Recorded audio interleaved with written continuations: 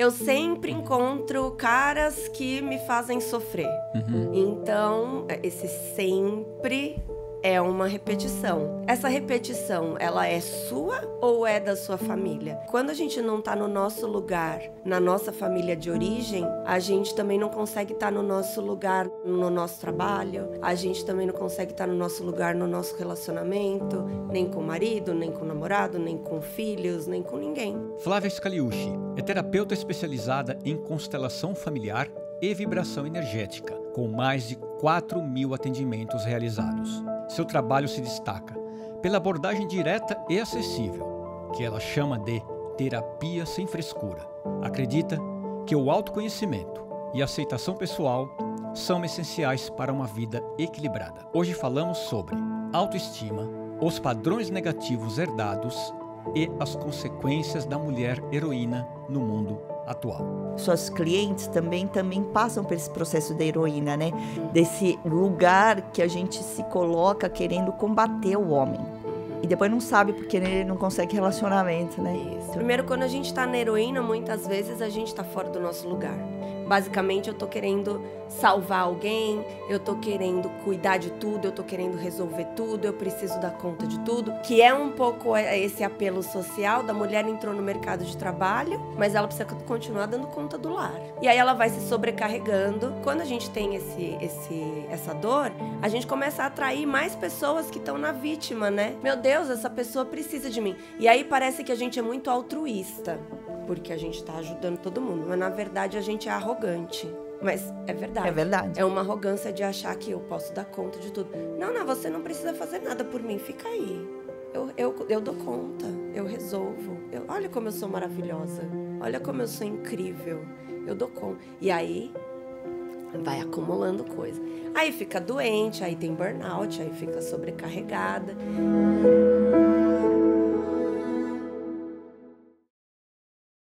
Flávia, o que te motivou a se tornar uma terapeuta?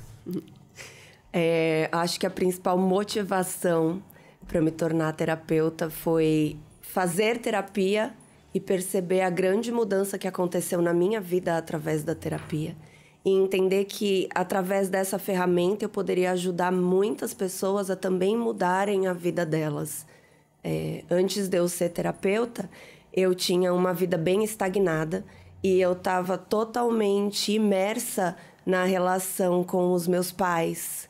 Então, eu não prosperava na minha vida porque eu estava presa aos padrões familiares e a questões de traumas da minha origem ou de traumas da minha infância. E eu nem sequer sabia que existiam esses traumas, porque no meu padrão familiar, ignorar os problemas é um padrão muito comum. Então, eu vivia como se fosse num conto de fadas, numa família Doriana fake. E depois eu fui descobrindo que não era assim, e essas descobertas foram me fazendo mudar numa velocidade muito grande a minha vida. Em 1 ano, minha vida mudou completamente. E aí eu falei, olha, posso auxiliar outras pessoas a fazer isso também. Interessante, né? Como muitas vezes alguns padrões a gente vai normalizando, né?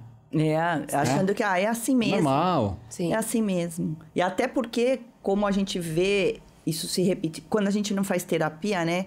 A gente acha que, como repetiu, tem que repetir comigo também, afinal de contas, né? Por que eu vou ser diferente?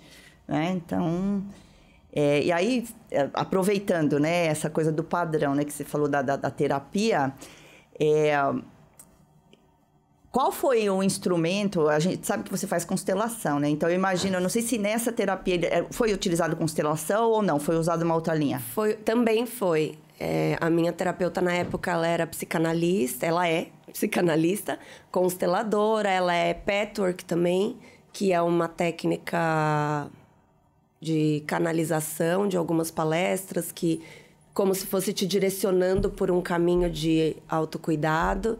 E ela usava todas essas ferramentas nos atendimentos. Então, constelação foi uma das opções ali que me fizeram mudar. E a constelação familiar e a vibração energética, como que elas entraram na sua vida? A constelação entrou logo aí. A vibração energética é engraçado até, porque eu já fazia isso antes, só que eu não sabia como eu fazia. Por exemplo, eu sempre fui uma pessoa que todo mundo brincava e falava assim: a Flávia, quando ela sai de carro, ela estaciona o carro na porta. Eu sempre estacionava o carro na porta dos lugares. Porque eu sempre tinha na minha cabeça... Parece uma coisa boba, né? Que não tem ligação com a terapia, mas vai ter. Eu sempre tinha na minha cabeça que sempre tem alguém saindo e vai ter um lugar para eu estacionar. Então, às vezes, eu ia num lugar que era muito difícil de estacionar e eu encontrava um lugar perto para eu estacionar. E aí eu ficava me perguntando, o que será que eu faço para estacionar o carro que eu posso fazer em outras coisas da minha vida? Olha! Que eu não sei, né? Que eu não sei como que eu faço isso. E aí eu conheci a vibração energética e toda essa questão de pensamento e de como o pensamento te coloca ali numa vibração que ressoa com o que você está procurando. E aí eu entendia o que eu fazia para estacionar o carro. E passei... porque eu sou filha de italiano. E aí eu passei a usar isso em outras áreas da minha vida. E realmente, assim, eu brinco que eu manifesto muitas coisas. Legal. Né? A gente tem muitas coisas na nossa vida que se você olhar, você fala assim... Caraca, como que a gente conseguiu fazer isso? E a gente conseguiu. Através dessa coisa da energia e da vibração. E a constelação entrou na minha vida já através da terapia e através do Renato. O Renato foi quem me apresentou o professor de constelação, que me levou numa primeira constelação lá atrás. E a gente estava começando a ficar. Renato é corajoso, né? A gente fazia umas 2 semanas que tava junto e ele me levou numa constelação. Acho que ele falou, vamos consertar essa menina já pra eu poder casar com ela. Você sabe que é interessante, né? Porque a gente também, quando resolveu, né, se unir na constelação, a gente falou assim, olhamos para nossa constelação e falamos assim, olha, casar assim vai dar ruim, hein? Acho que a gente precisa fazer um trabalho antes da gente assumir para querer um relacionamento e casar, vai ter que fazer um trabalho. E veio na constelação. Então, a constelação não é algo... Tem muita gente que ouve falar, né? Então, você como consteladora, assim, em poucas palavras, como é que você explicaria, né? O que é a constelação e para que serve? Como é que as pessoas podem se beneficiar da constelação? A constelação, ela é um processo terapêutico curto, vamos dizer assim, vai. Não sei se é um processo terapêutico, mas é um processo curto, de um único encontro. Que você vai olhar para os padrões familiares que estão atrapalhando a sua vida de alguma forma. Ai, Flávia, eu quero olhar para o meu pai na constelação. Não. A constelação, ela parte sempre de um problema, de uma questão. Ou uma questão repetitiva na sua vida. Ah, eu tenho algo que sempre se repete na minha vida. Eu sempre tô... Normalmente padrão de relacionamento, isso, por exemplo. Eu pensei isso. Eu sempre encontro caras que me fazem sofrer. Então, esse sempre é uma repetição.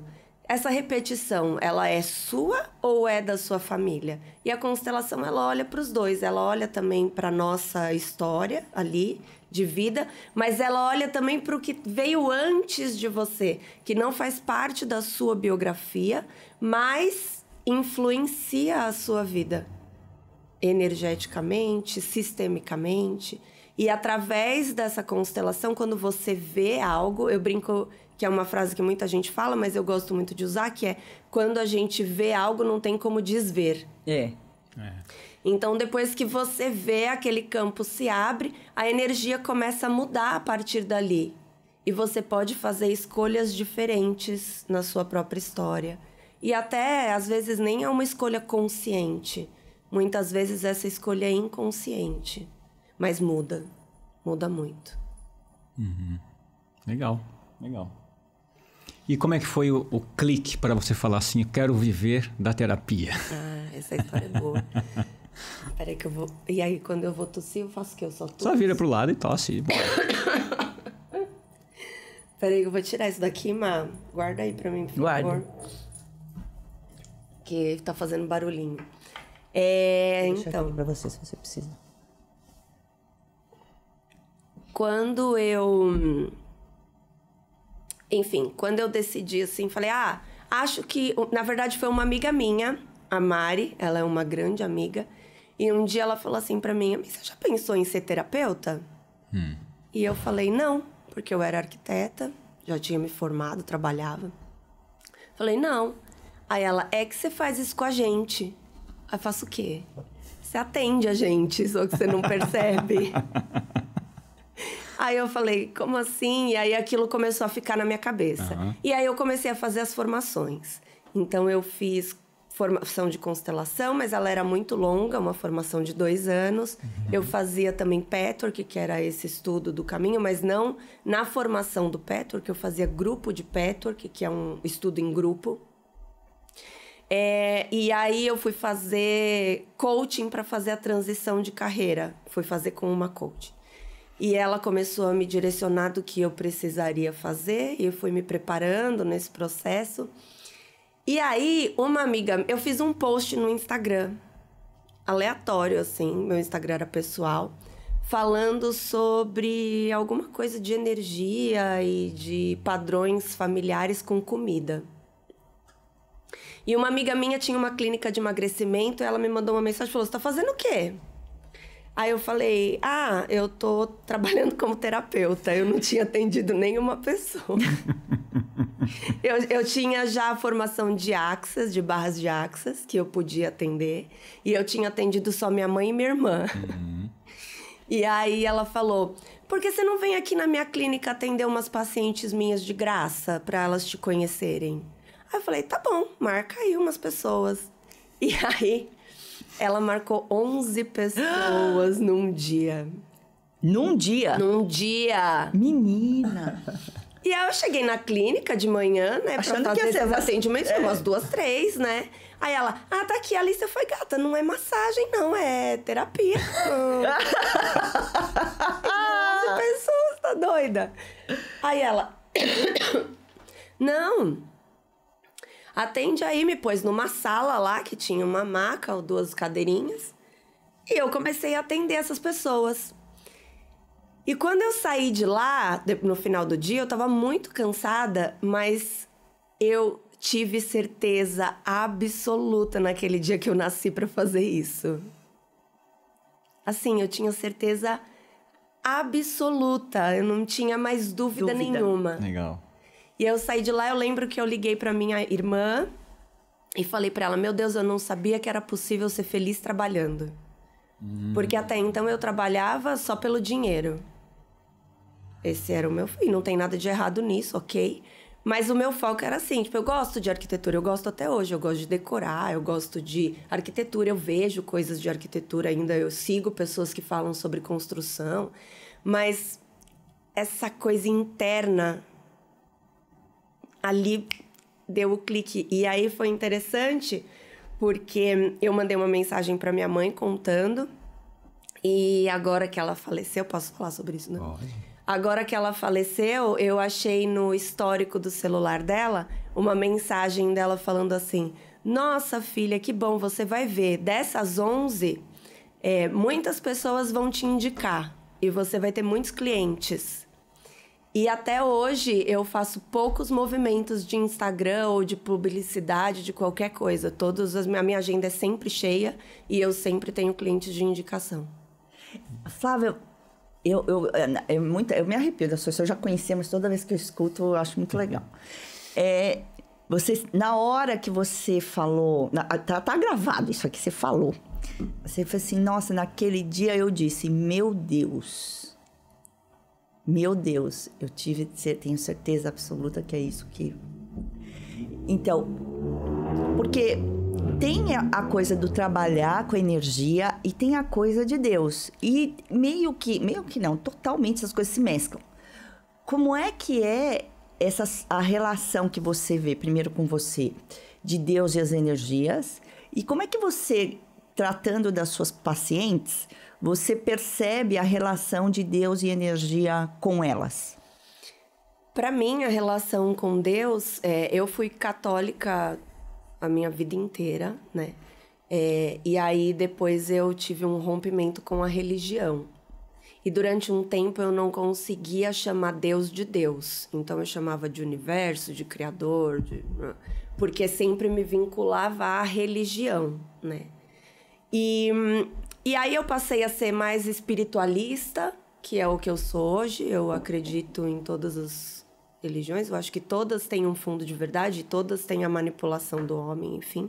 Mas Deus, para mim, é uma energia que é maior que tudo, que é muito profunda, que é essa energia, essa centelha da manifestação, essa centelha da vibração energética, essa centelha da prosperidade, mas que ela vive junto com a gente não está dissociado de Deus. Deus ali e eu aqui. Então eu creio que eu sou parte de Deus. Eu fluo com essa energia, ela flui através de mim. Que é até um dos estudos que eu estava fazendo de antroposofia. Eles dizem que quando Jesus Cristo veio e foi batizado por João, ele trouxe essa energia crística para a Terra, para todos nós. Uhum. E a partir daquele momento, eu não precisava mais de um terceiro para me conectar com Deus. Eu mesma posso me conectar e me alinhar a essa fonte criadora. Que pode ser Buda, pode ser Deus, pode ser Oxum, pode ser quem for. Essa energia maior, porém a gente entender que nós temos esse poder ativo. Então, por exemplo, quando as pessoas dizem, graças a Deus, eu sempre digo, e a você? O processo não é só de fora para dentro, precisa ter um processo de dentro para fora também. Que é o relacionamento com esse Deus, né? Não é algo que Deus vai... então, tipo como se fosse um bonequinho, né? Isso! Vai aí e faz. Não, você se relaciona com isso e dali você manifesta algo. E tem várias frases que, por exemplo, Jesus fala, tua fé te curou. Então, ele traz isso. E aí, o que a gente esquece é essa parte da tua fé. Fica só no milagre. Né? Então, e eu trago isso muito nos atendimentos, entender o seu poder pessoal. Você tem poder de transformar a sua vida, você tem poder de se alinhar com essa energia. Porque você está conectada com ele. Porque você está conectada à fonte, a fonte é inesgotável. Não tem como. E aí é você confiar na fonte, que aí é outro processo. Que é outro processo. É super legal. Eu sou muito alinhada com esse pensamento que você está narrando agora. Porque existe uma linha de pensamento que eu fico um pouco incomodada. Que é você se igualar a Deus. Né? Que sabe aquela coisa do namastê? O Deus que está em mim, saúde o Deus que está em você. Eu acho que aí tem um problema de constelação, de hierarquia, né? Não, Deus está lá em cima. Deus é a fonte. Nós somos uma centelha. Uma mínima centelha. Né? Que é tão poderosa que mesmo... que é o grão da mostarda lá, né? Que é tão poderosa que ela é capaz de virar a vida, a montanha sai daqui para lá, significa, né? A sua vida tá num padrão que você pode falar, mude daqui para lá, desde que você mantenha essa conexão com a fonte. E essa confiança de que vai mudar. Porque aí também esse lance da confiança que eu faço e todo mundo faz, né? Mas eu sempre fico nesse movimento. Quando eu percebo que eu tô fazendo, eu volto uma casa e falo, tá bom. Porque a gente quer mudar. Eu quero que essa caixinha seja verde. Essa caixinha verde chegue aqui. Mas eu quero que ela chegue assim. E às vezes Deus quer que ela chegue assim. Entendeu? Então, a gente fica brigando com o formato. Solta. Na minha vida e do Renato, a gente vê constantemente que os formatos pouco importam. A gente chega no resultado que a gente quer. É muito louco, assim. E de pequenas coisas, não só de grandes coisas. Às vezes, validar as pequenas coisas também. Então, o que você está dizendo é o seguinte, tem a nossa parte, Mas a gente não controla tudo. Eu acho que o grande sofrimento que leva as pessoas para terapia é achar que faz tudo com a própria mão. Isso. E aí, essa ânsia de controlar o processo. Isso. É o que adoece. Sim. Porque é o que você falou, não vai acontecer do jeito que você planejou. Vai acontecer. E assim, ter essa confiança que a sua mão não é a principal mão que vai levar você para o processo, que é o processo terapêutico, né? De você abrir mão desse controle. Sim. E, né, se entregar para a vida, né? Aí não tem o lance da pessoa se colocar no tamanho certo, no tamanho que lhe é cabido.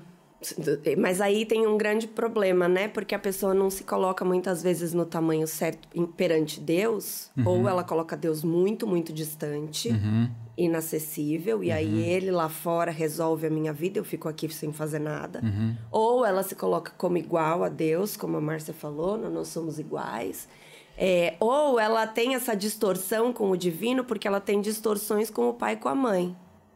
Quando a gente não está no nosso lugar, na nossa família de origem, a gente também não consegue estar no nosso lugar no nosso trabalho, a gente também não consegue estar no nosso lugar no nosso relacionamento, nem com o marido, nem com o namorado, nem com filhos, nem com ninguém.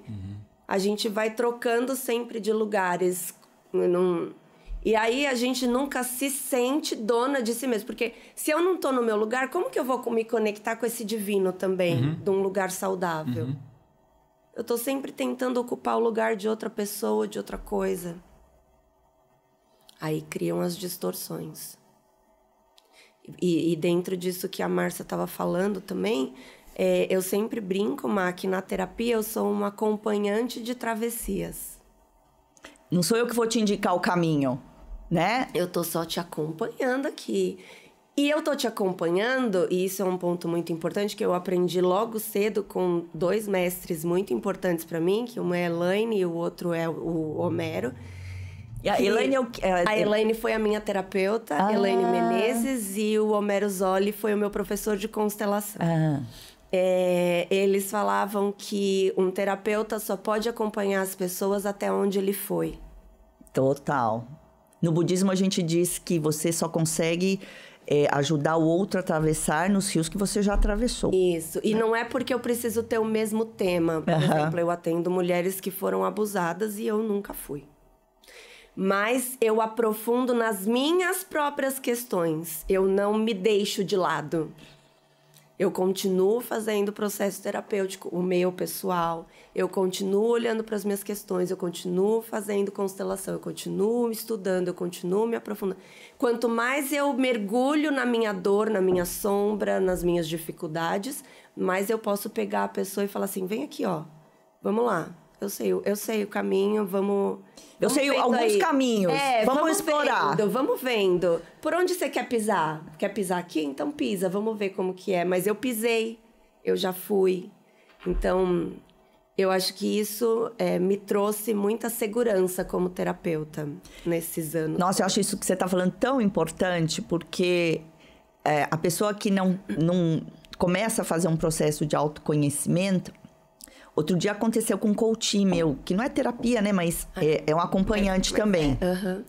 Que ele disse assim pra mim, nossa, você tem tanta experiência, me diz o que eu tenho que fazer. Não. Não. Né? Eu vou te ajudar a você achar a sua solução. E vou doar toda a minha experiência, tudo que tiver de recurso meu de conhecimento, para te fazer as perguntas certas, para você chegar na sua solução. Esse é o meu trabalho, mas jamais falar para você. Mas a ansiedade, eu imagino que no processo terapêutico também acontece a mesma coisa. Uma ansiedade, mas o que eu tenho que fazer? Não, eu tenho que fazer? Eu não sei se vocês conhecem o Enneagrama, mas eu sou um 7 no Enneagrama, que é o engraçadão, né?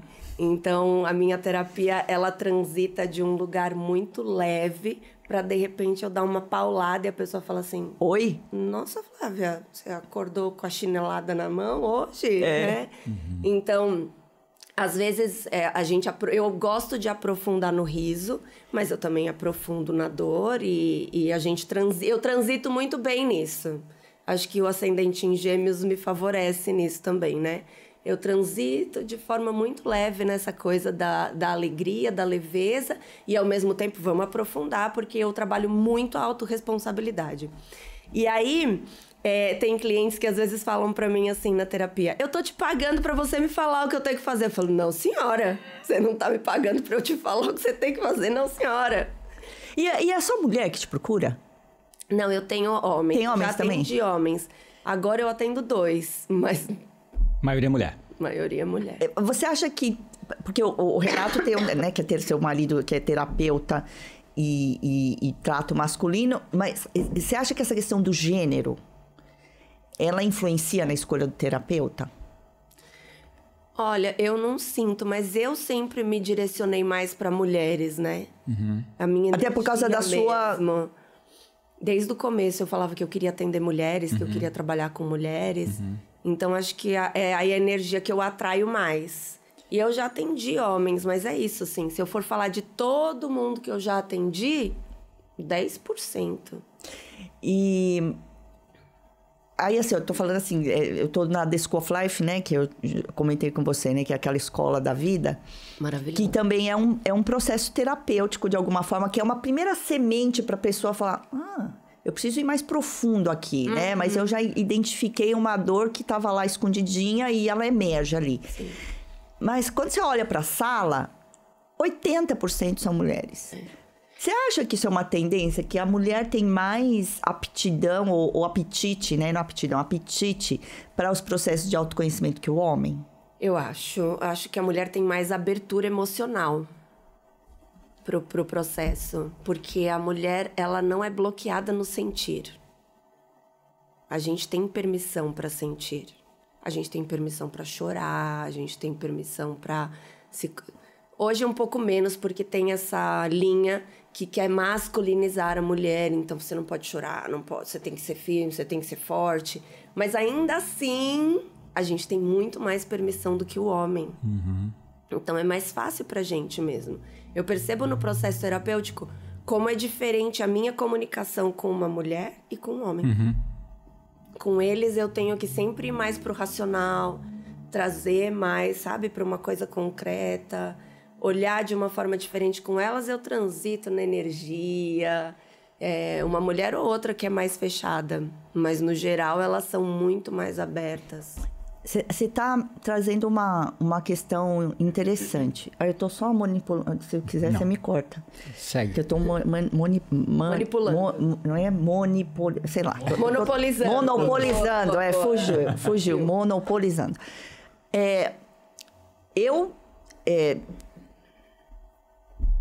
Eu fiz terapia desde os 23 anos, aí interrompi, aí voltei em 2017, por causa da heroína.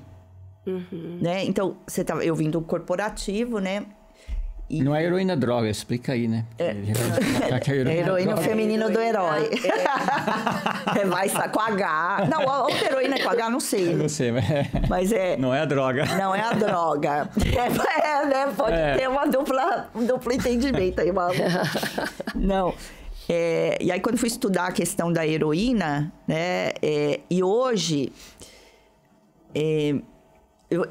recentemente eu recebi um pedido para fazer uma palestra para o Dia da Mulher num escritório de advocacia onde tem muita mulher.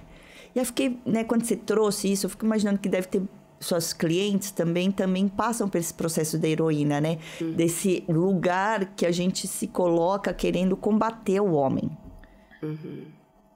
E depois não sabe porque ele não consegue relacionamento, né? Isso. Você sabe que tem uma... Eu também era, né? A heroína. E a salvadora. E todos esses arquétipos. E a mulher... fala um pouquinho do arquétipo da heroína. Porque eu acho que tem muita mulher que não despertou para isso. Que tá vivendo esse arquétipo. Sim. E muitas vezes tá sofrendo. E sofrendo muito. Porque é muito pesado. É muito. Primeiro, quando a gente tá na heroína, muitas vezes a gente tá fora do nosso lugar. né? Já de saída, é isso, né? Quando essa coisa do fora do lugar é uma linguagem muito terapêutica, né? Então, tem gente que não entende. Então, basicamente, eu tô querendo salvar alguém, eu tô querendo cuidar de tudo, eu tô querendo resolver tudo, eu preciso dar conta de tudo. Que é um pouco esse apelo social da mulher entrou no mercado de trabalho, mas ela precisa continuar dando conta do lar. E dos filhos, e da vida. E às vezes ocupando até às vezes ocupando o espaço do pai e da mãe, né? Isso. E aí ela tem que cuidar do pai e da mãe dela, que estão já com idade, às vezes, ou não, ou que tem algum problema, e ela acha que é responsabilidade dela cuidar deles. Ela tem que cuidar dos filhos, ela tem que ser boa no trabalho, ela tem que entregar no trabalho. E aí ela vai se sobrecarregando. E ela começa... E quando a gente tem essa dor, a gente começa a atrair mais pessoas que estão na vítima, né? E aí a gente pra ficar com o peso ainda maior, a gente né? vai colecionando, porque, meu Deus, essa pessoa precisa de mim. E aí parece que a gente é muito altruísta, porque a gente tá ajudando todo mundo. Mas, na verdade, a gente é arrogante. E aí vai ter gente que vai, neste momento, se sacudir na cadeira, se estiver assistindo o podcast... Mas é verdade. É verdade. É uma arrogância de achar que eu posso dar conta de tudo. Não, você não precisa fazer nada por mim. Fica aí. Eu dou conta. Eu resolvo. Olha como eu sou maravilhosa. Olha como eu sou incrível. Eu dou conta. E aí, vai acumulando coisa. Aí fica doente, aí tem burnout, aí fica sobrecarregada. E aí, era assim a minha vida, né? Eu achava que eu tinha que dar conta de tudo, de resolver tudo. E... fui adoecendo, principalmente as questões do útero, que é uma questão hoje muito comum nas mulheres, né? Porque a gente vai o quê? A gente vai endurecendo o nosso útero. E a endometriose, por exemplo, que é uma doença moderna, nada mais é do que o endurecimento ali das fibras. Vai enrijecendo. Nossa... Então... E é uma dor terrível, né? Para quem... Eu não tenho mais... Quando me contam que é uma dor horrorosa, né? Eu tive. Eu ainda estou em tratamento. Mas agora eu quase não tenho dor mais na menstruação. Então foi um processo de olhar para tudo isso e soltar. Eu lembro de um dia que, logo que eu comecei a namorar com o Renato também, o Renato já era do processo terapêutico. O meu processo com o Renato foi ao contrário, né? Geralmente é a mulher que leva o homem, mas quem me levou para o processo terapêutico foi o Renato. E é legal contar isso, né? E quando a gente começou a namorar, enfim, acho que a gente ainda estava ficando ali no comecinho, um mês e pouco, a gente foi viajar e aí Renato falou assim, deixa sua mala aí que eu já venho buscar. E, obviamente, ele me encontrou no meio do caminho com a minha mala, porque eu tenho 2 mãos, eu não preciso que ninguém carregue minha mala. E aí, ele olhou pra mim e fez assim, você é teimosa, né? E aí, eu fiquei um pouco brava com ele, falei assim... Mas aquela frase, e ele falou tão sutil, baixinho, assim, no meu ouvido... E aquilo me fez pensar, falei, nossa, né? Tipo, eu podia ter deixado o cara carregar minha mala, né? Mas a sensação era, tipo, eu dou conta de carregar minha mala. E aí é engraçado que eu fiz até um post numa das viagens que a gente fez, que agora Renato carrega todas as malas. Eu carrego a minha mochila, Márcia. O resto, tem que subir a escada do metrô. Renato vai subir e descer 2, 3 vezes. Renato carrega as malas. Parece bobo, parece uma coisa infantil, mas não é. Não é. Porque eu e o Renato foi trabalhando o masculino dele e eu trabalhando o meu feminino para que a gente se encontrasse na relação de uma forma diferente. Onde o feminino, o meu feminino tá mais curado e o meu masculino também, porque eu também tenho os dois, eu sou uma mulher de ação. E Renato também tá mais colocado no masculino dele e mais curado no feminino dele também. Então, a gente foi se trabalhando, cada um nas suas terapias, para que a gente se encontrasse na relação de uma forma diferente. Eu acho que isso que você está dizendo é uma visão inovadora de como trabalhar relacionamento. Porque, normalmente, né, quando o casal tem alguma crise, vai fazer terapia de casal. E, às vezes, não é o de casal. É cada um fazer o seu, enxergar o outro a partir do teu olhar. Isso. E não... Aí fica lá, os dois lá, né? Um querendo matar o outro. Sim. E o terapeuta tentando apaziguar. Isso. Né? Não, eu já atendi casal, é uma coisa que eu não faço mais. Mas é engraçado porque eles ficavam tentando competir para ver com quem eu ia concordar. Exato, que é validação. Isso. É muito incrível isso. E aí eu falava, gente, não é sobre isso, né? E aí foi a recomendação que eu falei. Eu falei, façam as suas terapias separadamente. E é isso. E na minha terapia eu trago muito pra autorresponsabilidade. Então eu brinco que é assim... Eu tenho uma coisa que é também um pouco disruptiva do geral dos terapeutas e psicólogos. Eu não sou psicóloga, mas enfim. Das terapias no geral, que tem muito essa filosofia do distanciamento, né? Eu não sou essa pessoa. Eu crio vínculo. E funciona. As minhas clientes têm resultado. Por isso eu recebo indicação. E a agenda está sempre lotada. E a agenda está sempre lotada. Porque funciona. Porque eu sinto que quando a gente cria o vínculo, elas abrem muito mais pra gente aprofundar na terapia. E aí eu brinco que é assim, né? Chega na terapia, porque meu marido fez isso. E aí eu falo assim, tá bom, temos 5 minutos aqui pra malhar seu marido. E aí ela fala. Tá bom, agora ele não tá aqui, eu não posso trabalhar as questões dele. Vamos olhar pra sua parte nisso? Que tem a sua parte aí, né? Você não é um santo, um ser divino iluminado que veio à Terra, né? E eu tenho umas clientes que elas brincam, não, mas eu sou uma esposa maravilhosa, perfeita. Ele é que tem problemas. Vamos olhar aqui, gata, vem aqui. E aí a gente aprofunda na questão dela, na dor dela. Por que ela tá atraindo essa questão do marido? Porque eu acredito, e aí é uma crença mesmo, que tudo que chega até a gente tem a ver com algo que vibra dentro de mim.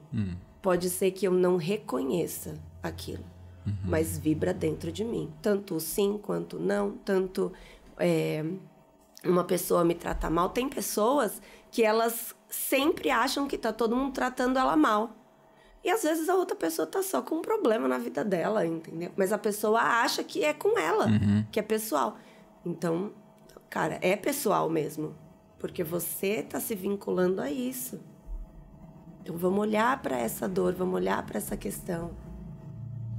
E aí a gente vai mudando os padrões, e conforme muda os padrões, a pessoa começa a criar coisas diferentes na vida dela. E aí a energia começa a fluir cada vez mais. E é muito gratificante, né? Quando você vê... E aí, eu imagino, né? Porque nesse processo terapêutico, que é diferente do coach, né? Porque no coach a gente tem uma meta. É começo, meio e fim. E tem um objetivo prático, pragmático. Por isso que eu sempre gosto muito, quando chegam pra mim, eu sempre faço essa pergunta. Você faz terapia? Porque nada do que a gente for fazer aqui, se tiver uma raiz profunda, vai funcionar. Ele tem que ser a sua verdade. Porque se não for verdade, você está fazendo algo para compensar, né? Para ser validado. E isso não vai ter sustentabilidade. Depois você vai voltar aqui com outra questão do problema que você gerou daquilo que você quer agora. Sim. E aí você vai ficar nesse ciclo, né? Então,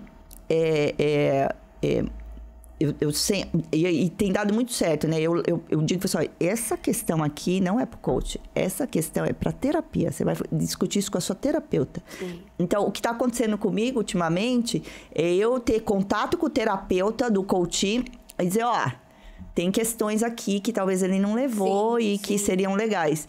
E a gente troca, né? Lógico, mantendo a ética do que pode ser trocado, né? E muito terapeuta tá me indicando a pessoa pro coaching, porque precisa de uma orientação nessa camada mais externa, né? Para poder mover. Então, eu tô achando que... Porque havia uma competição, né? Porque o terapeuta... Cara, cada um... Na sua área. Tem espaço para ajudar. Não precisa ter competição. Mas isso que você falou da troca é algo muito legal. Minha irmã, ela é psicanalista também. Nós somos uma família de terapeutas, vejo, né? Olha. Eu sou terapeuta, Renato psicólogo, minha irmã psicanalista, enfim. E aí minha irmã foi fazer depois de mim, assim, né? Porque ela também se encontrou nesse lugar. E ela é astróloga também, se for como você. Olha só. E aí eu mandava muitas clientes para ela de astrologia, falava, faz um mapa pra gente entender aqui o que tá acontecendo, que eu já não sei mais. E aí ela mandava as recomendações, anota aí, fala pra Flávia olhar tal coisa, tal coisa, tal coisa, tal coisa, tal coisa, tal coisa. E é legal essa troca, porque ela enxergava coisas que... são lentes diferentes, né? E aí eu conseguia trabalhar por outra... E ela também me indica pessoas para fazer constelação, apesar dela ser consteladora, ela não trabalha com isso. E aí é isso, assim, a gente ir trocando, porque são outros profissionais, e às vezes é uma outra visão, sabe? Outra pessoa traz outra coisa. Eu adoro essa troca, é muito bom mesmo. Legal. E com relação à autoestima, como é que você trabalha isso com as pessoas, com seus pacientes? A autoestima está totalmente conectada a tudo que a gente trouxe. Agora, principalmente essa questão do poder pessoal, da relação com o divino. As pessoas têm um pouco essa imagem de que uma pessoa que tem autoestima não sofre. Primeiro ponto, né? Então, é uma mulher segura, principalmente a mulher, né? Então, aí volta para a heroína. É uma mulher segura de si, uma mulher que não tem problemas, uma mulher que sabe quem ela é. E nanana. Quando chega com esse discurso, eu já sei que a autoestima tá lá no dedão do pé. Porque é tudo fake. Porque eu tô tentando manter uma máscara, né? A autoestima, ela é uma coisa leve, fluida. É você ir se aceitando. É aceitando a sua sombra, aceitando a sua luz, aceitando que a gente não tá bem todo dia. Aceitando que tem dia... Por exemplo, eu não atendo quando eu menstruo.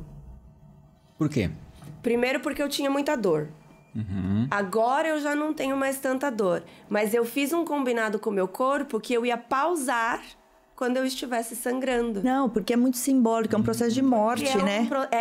O sangramento é um processo de morte, é um processo introspectivo. A mulher, ela sangra todas as emoções daquela família naquele mês. Não só as minhas, as do Renato. Imagina, eu atendo várias pessoas, umas 40 pessoas por semana.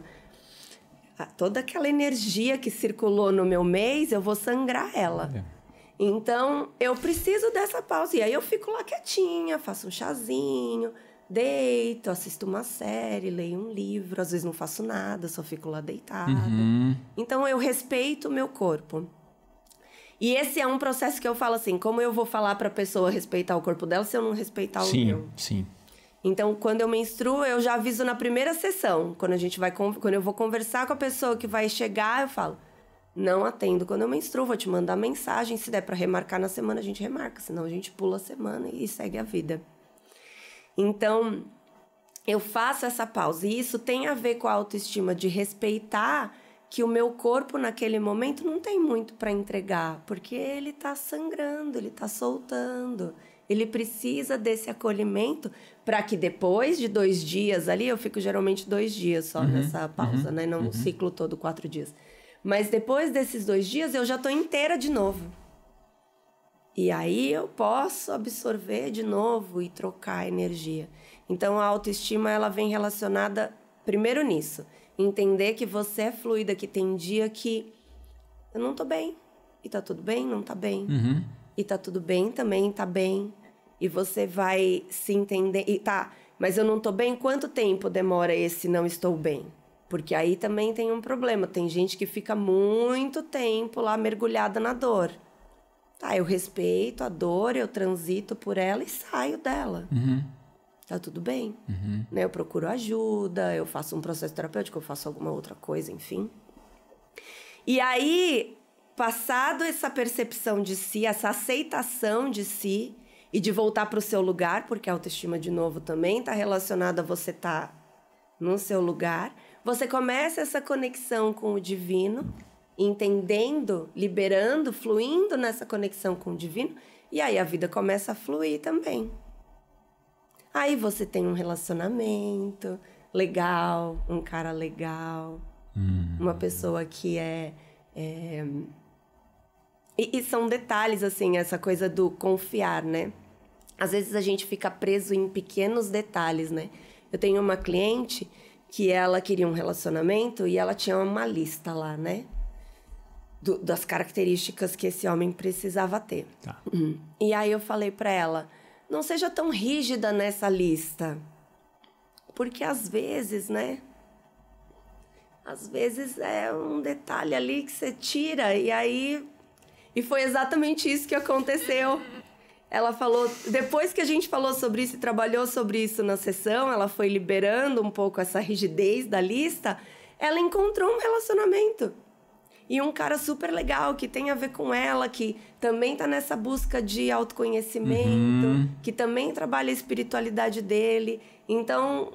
casou, sabe? Ah, é o homem da vida dela? Não sei, eles estão aí começando a namorar agora, mas, sabe, houve um movimento diferente. Do padrão.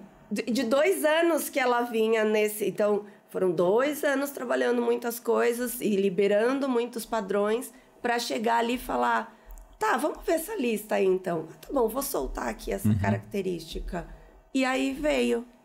Olha... Legal, hein? Muito incrível, né? Muito incrível. E você estava falando aqui, estava um filme na minha cabeça. Essa questão da inclusão, né? Porque você estava dizendo, né?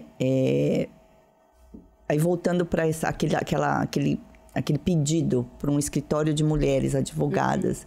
E aí uma das coisas da menina do RH que ela me mandou foi assim... porque aqui a gente quer que a mulher... Que era uma palestra pro Dia da Mulher. E nós queremos que elas sejam inovadoras. Arará, sabe? Heroína. Eu falei assim... O que eu vou falar para essas mulheres? Vou falar para elas não serem nada disso. Fazendo nada disso. Ai, caramba, e agora? Muito doido. Mas talvez... Então, o jeito, né, da gente ajudar a despertar... porque quando a gente fala de incluir... Hoje, né? Tem esse, é o que você falou, né? Tem esse movimento de tentar incluir a mulher no ambiente de trabalho, em posições de liderança. E tá igual às ações afirmativas para outros temas de diversidade. Estatística, né? Põe tantos % de mulheres... Só que eu não incluo a mulher, eu só coloco ela lá. E aí tem uma frase que eu vi ontem numa aula que eu dei de uma aluna... eu não lembro a autora da frase, mas me tocou muito, que não se trata de você somente chamar para festa. Você tem que chamar para dançar, né? E quando você chama para dançar, né, se alguém já fez dança de salão, acompanhar tem que ter sincronia nos passos. E o que isso significa? Que se essa pessoa é mais lenta, eu tenho que ser mais lento. Se você é mais... não basta enfiar lá. Então, você pega uma mulher que é super competente, mas tem uma agenda em casa e ela menstrua. E você vai falar para uma executiva, então você, na época da menstruação, você está autorizada a... Ficar em casa e... Então, tem muito para avançar ainda no ambiente corporativo para que incluir a mulher como mulher. Sim. E por isso, né, que ela põe o DIU para não menstruar, ela violenta, né, a natureza feminina. E quando a gente diz diversidade, sem inclusão... E o que é inclusão? É porque é uma realidade da maioria tão diferente, porque o homem não menstrua. Não. Ele não tem noção do que é a menstruação. Assim como, né, para pretos em vulnerabilidade financeira, a gente não tem ideia do que é. Não é? A gente não chama para dançar. Não. A gente só coloca na festa. Isso, e espera que se enquadre. E quando a pessoa se sente mal e não quer ficar lá... A gente diz, mas eu tô te dando a oportunidade. Você que não tá aproveitando. Então, a gente tem que olhar para a questão da diversidade de uma forma mais profunda. E outro dia eu usei termos, como é que se chama? Racistas, numa aula, sem ter consciência. Tamanho o bias inconsciente que a gente tem. Muito. Então, quando você fala dessa questão da mulher, né, de como ela Só que se a mulher não faz esse trabalho de autoconhecimento e não reivindica esse lugar, porque o homem não vai saber o que é menstruar. Não, nem muitas outras coisas. Assim como a gente também não sabe coisas do universo masculino. O homem não vai saber muitas coisas. Por exemplo, outro dia a gente estava na casa dos meus pais e aí começou uma discussão, porque eu falei pro Renan... Uma discussão não, uma conversa, né? Discussão é modo de falar, mas uma conversa. Porque eu falei que um homem nunca vai entender que uma mulher precisa cobrir o próprio corpo para sair de casa. Cobrir no sentido de cobrir mesmo, de não poder mostrar nada. Por exemplo, eu passei a adolescência inteira usando blusa amarrada na cintura porque o meu corpo chamava atenção e eu não queria chamar atenção daquele jeito ainda. Então era desconfortável, mas um homem não vai entender isso. Então a gente precisa ir mostrando também, né? Olha, não pode ser assim, não pode ser assado. E a menstruação, na verdade, foi dito pra gente muitas coisas sobre a menstruação. Foi dito que o nosso sangue era sujo. E, por exemplo, o sangue menstrual é o sangue mais limpo que a mulher tem no corpo, porque é o sangue que gera vida. A gente sangra porque não gerou vida. Mas ele não é sujo. Então foi sendo plantado que era melhor não menstruar, que era melhor você não... Por quê? Porque era conveniente pro mercado que a mulher não menstruasse. Ou que se menstrue, resolve aí. Isso. Resolve aí, mas... Resolve aí, não... Então, eu acho que tudo isso é uma construção mesmo, mas a gente ainda vai demorar... E um outro lugar também feminino, que eu tô passando por isso agora, que é a tal da menopausa, né?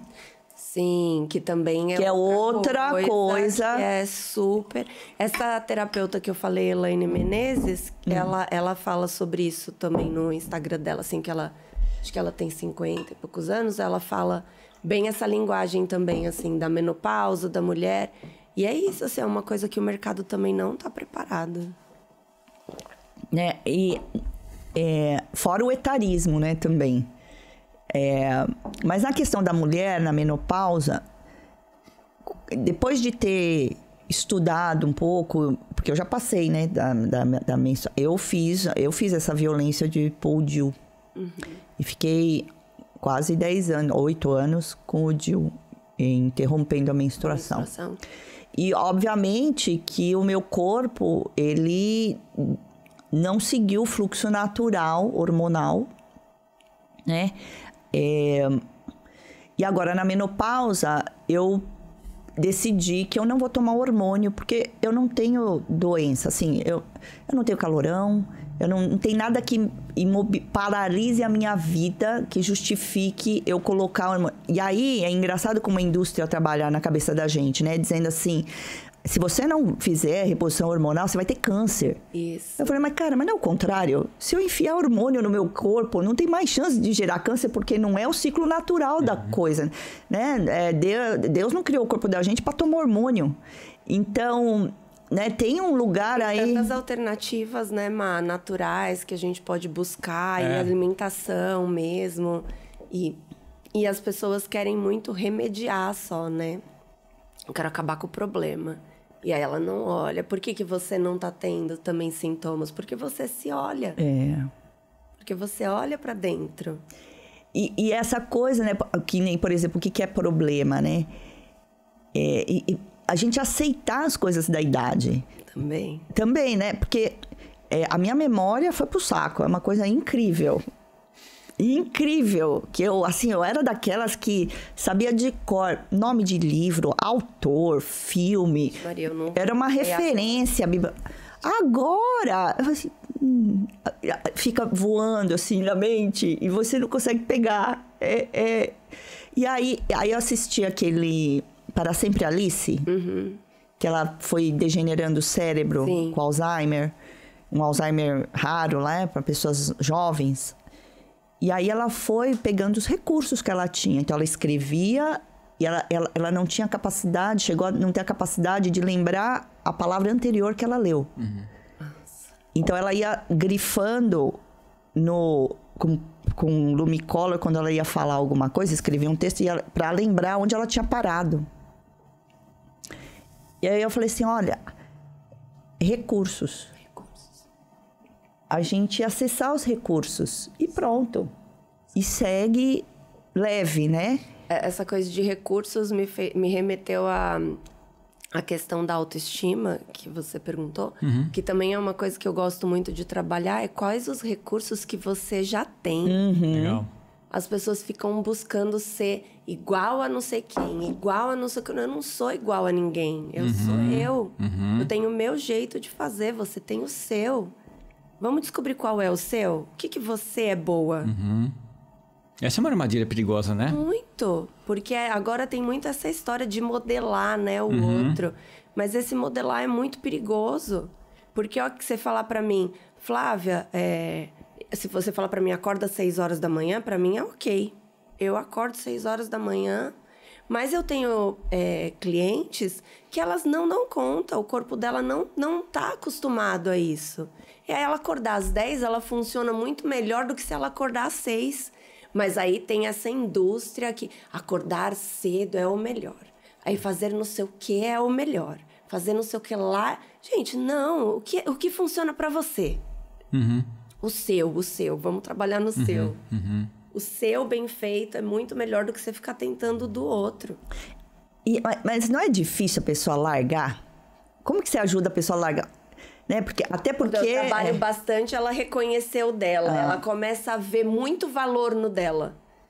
Aí quando ela vê... E é mais fácil de chegar do que pegar o que tá fora, né? Exemplo, eu tenho uma cliente que ela é muito organizada e observadora. Muito.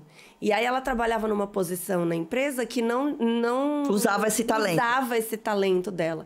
E aí a gente começou a trabalhar e validar muito isso. E ela foi reconhecendo, então ela sempre trazia na sessão uma característica, alguma coisa que ela tinha feito, que ela percebeu o quanto ela era observadora, o quanto ela é organizada. E aí ela foi mudando de cargo dentro da empresa. Por causa... E agora ela tá num cargo... Porque aí ela levava nessas one-on-one que tem... essas coisas que ela trazia, vinha da terapia, ela levava, falava, eu sou muito observadora, eu sou nananana. E ela foi mudando de cargo, dentro agora de um cargo que ela usa muito essas características. E aí ela fica muito mais presente ali. Não, e se destaca, e vem uma validação natural, não uma validação do ego, assim, né? Vem uma validação natural, porque naturalmente entregou, né? Eu sou isso, não preciso fazer um esforço para ser. Eu sou, tá ali, tá posto. É muito legal observar essas mudanças nas clientes. É muito gratificante, né? Aí você vê que o trabalho... Esse acompanhamento de terapia... Você acompanha a pessoa oscilando, né? Ela não é igual o coach que você falou, né? Assim, começo, meio e fim. Acabou, tchau. Nunca mais vou ver essa pessoa. Eu vou ver num outro processo, alguma outra coisa que ela queira trabalhar. Mas na terapia, não, né? Ela sai da sessão bem, com uma super conquista. E na outra semana, aconteceu alguma coisa, ela tá lá embaixo de novo. E aí você precisa pegar e... Então... É um processo de acompanhar a vida mesmo. É muito profundo. E aí no caso da terapia, eu vejo aqui no Wing Chun é quase uma terapia, né? Porque as pessoas ficam 10, 20 anos, né? Com o mesmo... Você já tá há quantos anos como terapeuta? 7 anos. Tem gente que tá há 7 anos com você, sei lá. Ele é um negócio... Olha, que legal, né? Legal. Tem 5. Mas não é muito a minha linha, assim. Eu brinco que eu quero que elas sejam autônomas. Que elas consigam lidar. Essas que ficam mais tempo, geralmente ficam 2 anos, 3 anos, 5 anos, enfim. Mas as que ficam mais tempo... É porque gosta de continuar fazendo esse mergulho e esse acompanhamento, mas eu gosto de deixar claro que muitas vezes ela lida sozinha. Dá conta, você dá conta. Mas ela continua fazendo acompanhamento porque é bom ter alguém ali para dividir. Sempre acontece alguma coisa na vida. E eu também sempre fico aberta. Então, às vezes, o que acontece é que a pessoa, sei lá, fez terapia comigo 2 anos, ela foi pra vida dela, tá? Aí aconteceu alguma coisa, ela me manda mensagem. Flávia, pelo amor de Deus, me arruma um horário. Aí a gente, às vezes, faz 1, 2, 3 sessões. Ela olha pra aquilo ali, tá bom, aí ela volta, entendeu? Então, tem essa flexibilidade, assim. Mas o meu objetivo é que as pessoas sejam autônomas no... Não ficam dependendo de você, né? não fiquem dependentes de mim. Mas que elas sigam e tenham autoestima. Daí, se precisar, pode me chamar. Eu tô aqui, né? Mas pode... eu gosto dessa... Desse... Não vou dizer que é objetivo, mas dessa proposta, né? É uma proposta de autonomia. Até porque seria incoerente, né? Porque você tá falando de autorresponsabilidade. Isso. Como é que é a autorresponsabilidade? Eu fico dependendo da terapeuta, Poder né? pessoal também, né? E eu sempre trago essa coisa do poder pessoal. O que funciona pra você. Não importa o que eu acho. Ou o que eu acho que vai funcionar pra você. O que funciona pra você, né? Então... Essa coisa de você... Realmente, esse exemplo que você deu do corpo, né? Não tinha imaginado quantas mulheres passam por... E o quanto respeitar isso também fazendo analogia com a vida, é respeitar os altos e baixos da vida que você está falando. Sim. E a gente não se sentir culpado, né? Isso, não se sentir inferior, porque nesse momento eu tô em baixa. Tá bom. É o fluxo. Parte. Tem dia que você tá com uma energia lá em cima, tem dia que você tá mais embaixo, tem dia que você tem que recolher, isso, avançar. Isso, exatamente. Isso é uma coisa muito legal, né? Muito bom, muito bom. E a relação... Você poderia falar um pouco mais sobre... No final das contas, você vai falando, né? Os assuntos vão se misturando aí. Mas como que a gente equilibra a nossa energia e a relação dela com a prosperidade, né? O que você trabalha com prosperidade? Tá. Prosperidade, para mim, é uma coisa também muito pessoal, né? Às vezes, o que é prosperidade para mim não é para Márcia, enfim, né? E a prosperidade também, ao longo da minha vida, mudou muito, né? Porque, enfim, eu também sou fruto do mercado corporativo, né? Então, a prosperidade para mim era ter uma carreira de sucesso e ganhar dinheiro. E agora eu quero morar no meio do mato. Então, mudou. O dinheiro ainda é óbvio, faz parte da prosperidade. Sim. E não diminuo ele de forma nenhuma, ele é muito importante. E também o quero, mas não da mesma forma que antes. Então, mudou um pouco o que é prosperidade para mim.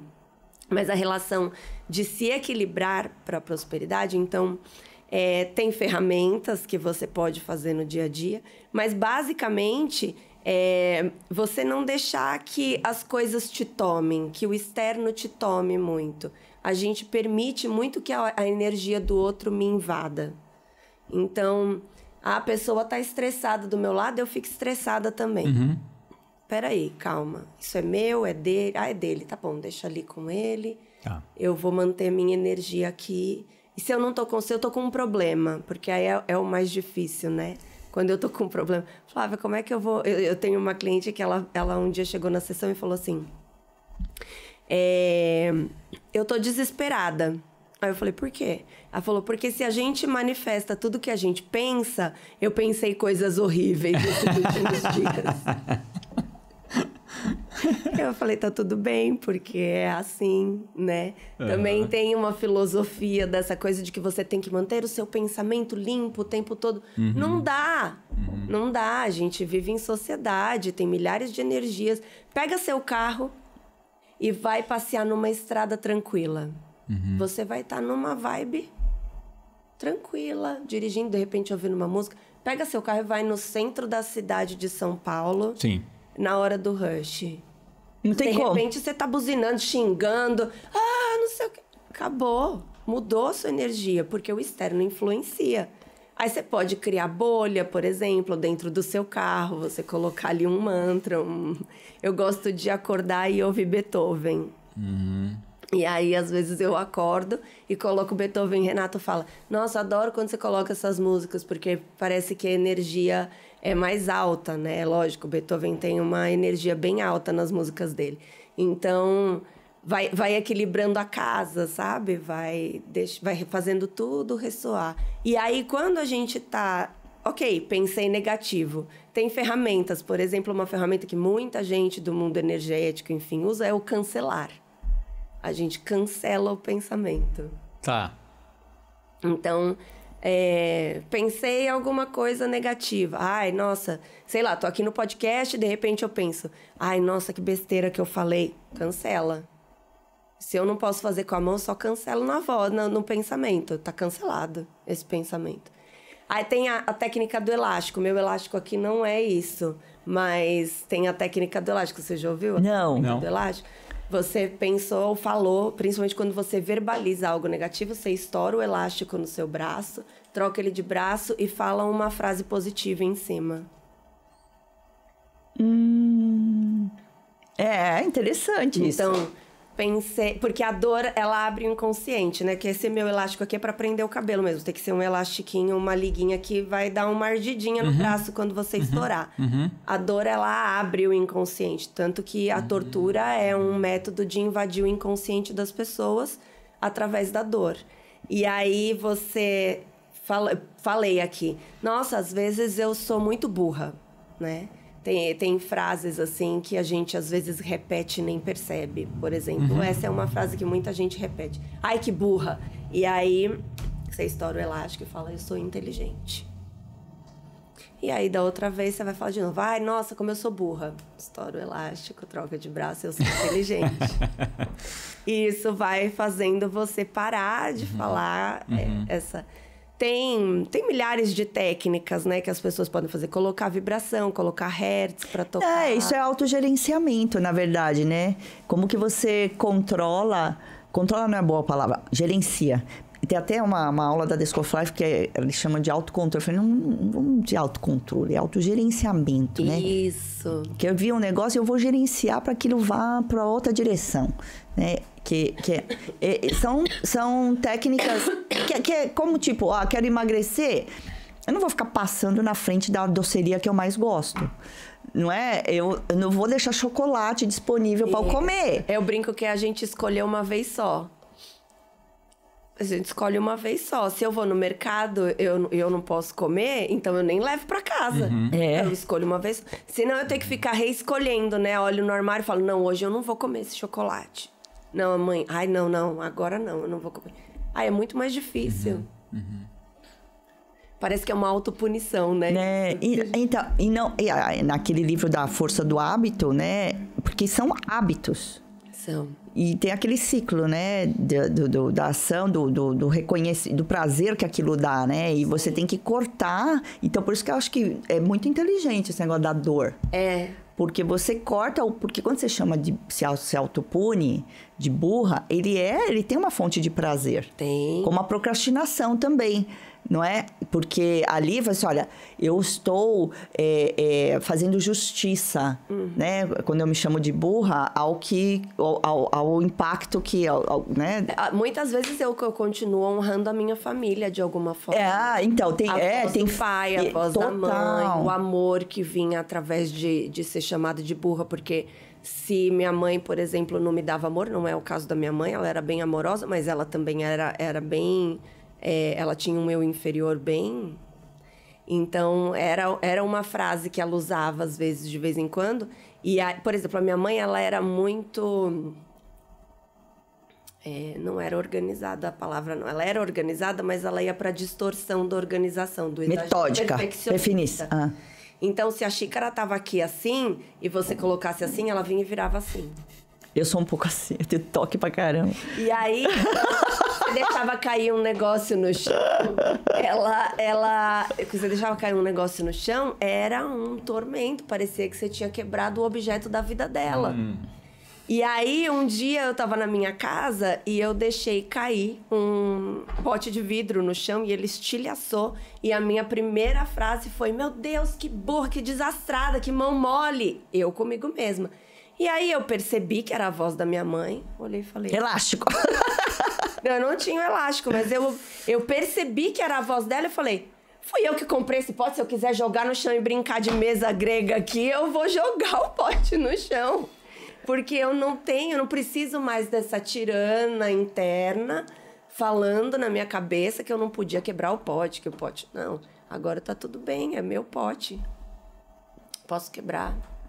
E quebrar faz parte. Cair faz parte. Se permitir, né, falhar. E aí, depois disso, ficou muito mais leve. Quando quebra alguma coisa lá em casa, só quebrou. Ah, tá bom, quebrou. Você sabe que é bem legal, né? Essa coisa. Como tem influência, né? A nossa ascendência sobre esse tipo de coisa, né? Eu me lembro que eu era muito pequena. Olha, eu tenho 2 referências, uma positiva e uma negativa. Uma positiva veio da minha avó. Quebrei. Nossa, minha mãe vai me bater porque eu quebrei o negócio, não sei o quê. E a gente com pouco recurso, imagina, né? Aquilo doía ainda mais, né? Aí a minha avó, muito sábia, olhou assim pra mim. Filha, tá tudo certo. Já pensou o fabricante de prato? Como que ele vai comer se o prato não quebrar? Tá tudo certo, minha filha. Nossa, uma ótima referência. Né? Então, a minha avó é uma coisa. E aí, o meu avô, ao contrário. Eu levei um copo de água. Ele tava calor e me pediu um copo d'água. E eu levei um copo d'água natural. Ele chegou, bebeu a água assim, tava meio quente, né? Ele falou, você é uma burra, né? Não tá vendo que tá calor? Catou o copo de água e tacou na parede. Nossa, o susto. E eu era menina, né? E aí, aquilo, toda vez que um homem... Tá vendo? Olha como marca na criança. Então, às vezes, a gente não tem noção de coisas que a gente fala, tanto pro bem como pro mal, como isso marca e leva pra vida adulta, que tem desdobramentos que a gente nem imagina. Não imagina. E eu sempre brinco isso dos desdobramentos, porque às vezes as pessoas falam assim, mas o que será que a gente fez que mudou? Não importa. Mudou, não mudou o padrão? Só tá diferente, porque é isso. As ramificações disso que aconteceu com você, a gente não consegue nem imaginar. Mas o fato de você ter tomado consciência, de você trazer isso, de você olhar para essa dor, de você poder falar dessa dor agora, assim, tranquilamente, sem se emocionar, né? E tá bem resolvida com ela, muda, ramifica também e muda em muitas coisas. O nosso corpo, ele é muito inteligente. É muito inteligente. Ele se reconstrói, as nossas células, elas mudam o tempo todo. Então, a gente tá sempre em transformação. A vida flui para a gente se transformar. Não pra gente ficar estagnado. Mas aí o desafio é... Como que eu reconheço esses padrões e não demonizo os meus antepassados? Eu acho que tem uma fase da terapia que a gente demoniza. Sim. Eu tive a fase de odiar minha mãe, odiar meu pai. Porque isso, eu vivia num lugar de não enxergar os defeitos deles. Eu endeusava eles. E aí, quando eu comecei a olhar pra terapia, doeu, né? Caraca! Tudo isso é culpa deles! Ah! Mas aí depois você vai fazendo as pazes com isso. E aí você vai entendendo que, ok, também era o melhor que eles podiam ser. Eles também foram crianças que também sofreram, também tiveram os próprios traumas, também tem a influência dos padrões familiares, também tem... Então, aí você vai entendendo o seu processo e aceitando as suas dores, você também vai aceitando as deles. E aí, tá ok, é o pai certo, a mãe certa. Eram os pais que eu tinha que ter, exatamente perfeitos como eles são. Essa aceitação. Aí você faz as pazes. Eu acho até saudável ter um tempo que a gente odeia pai e mãe, assim. Pra gente também matar um pouco essa visão ilusória ou a visão... também, porque tem gente que chega na terapia que não endeusa o pai e a mãe, né? Que já odeia, já. E aí passa um tempo olhando para essas questões até também poder aceitar e falar, tá bom. Porque tem milhares de situações familiares, né? Às vezes eu preciso falar para uma cliente que o pai abandonou ela, que era o pai certo para ela. Pô, isso é difícil, hein? E aí é difícil dela entender que, como assim o pai certo pra mim? Não, ele me abandonou, eu sei. Mas por algum motivo. E através da vida ele te deu tudo já que você precisava. E você tá viva, tá aqui. Então você tem meios para seguir, para construir. Vamos olhar para esse pai, vamos olhar para essa mãe. E são as dinâmicas mais diversas, assim, de dores com pai e mãe. E o pai e mãe psíquico, né? Isso. Não é que é o pai e mãe necessariamente a figura. Até porque muda, é. né? A relação que eu tinha quando pequena com os meus pais, hoje é outra relação. E assim é para todo mundo. A gente vai crescendo, vão mudando as relações. E aí, é uma coisa que tá me vindo aqui agora. A questão da epigenética, sabe? Das emoções influenciando, chegando no ponto do DNA, né? Que aí a gente também começa a compreender, dar um lugar de existência material daquele comportamento, daquela emoção, E nós mulheres, se a gente for pensar nesse sentido, né? Uma coisa que me chocou muito com aquele livro Não Começou Com Você. Esse livro, esse livro, né? É um livro para a mulher, eu acho que é uma coisa importantíssima. Porque se você for olhar na história da humanidade, as mulheres lá atrás, né, eram destinadas para sacrifício, as virgens, não é? Elas eram moeda de troca, né? A virgindade era uma moeda de troca, né? Os filhos, às vezes, os primeiros eram arrancados dessas mães para sacrifícios, né? E tudo isso pertence.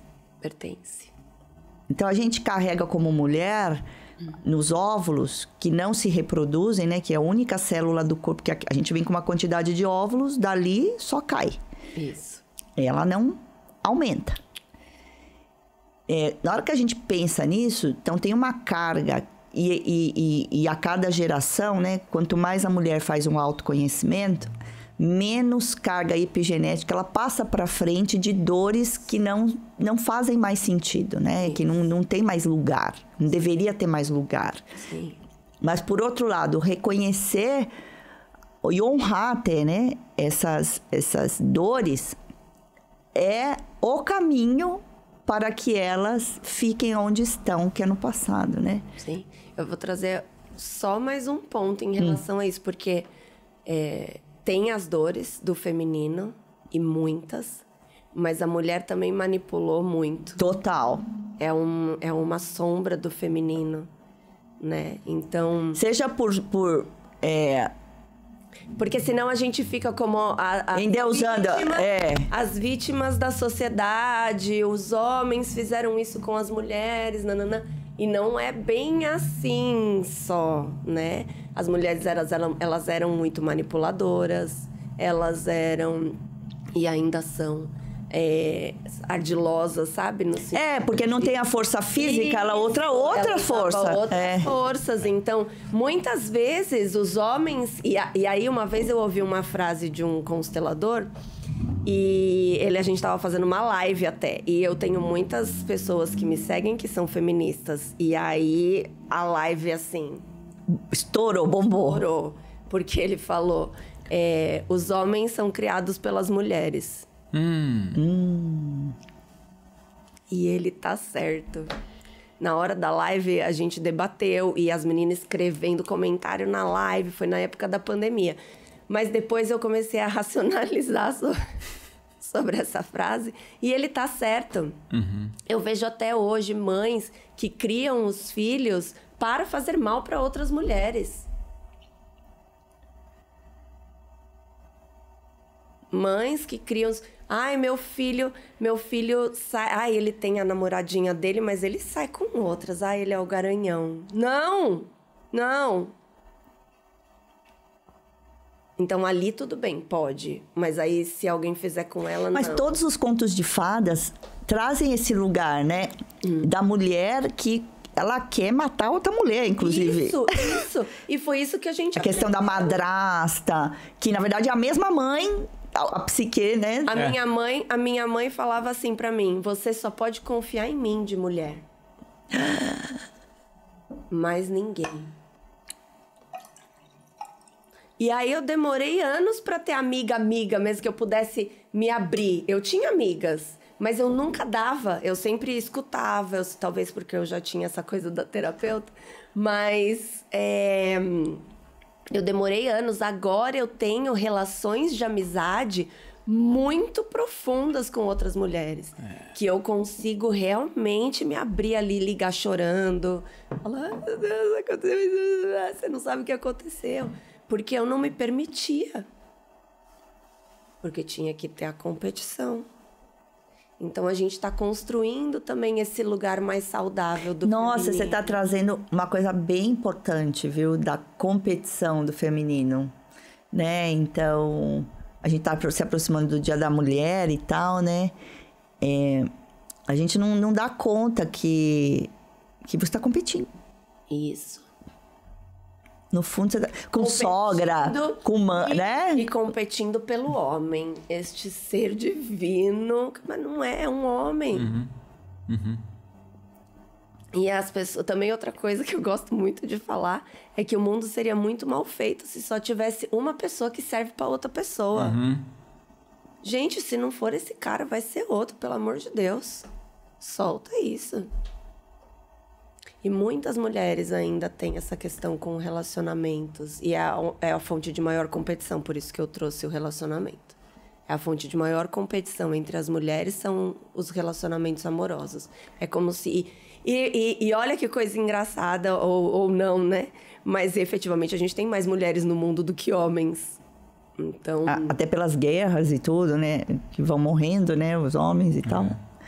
E a mulher que...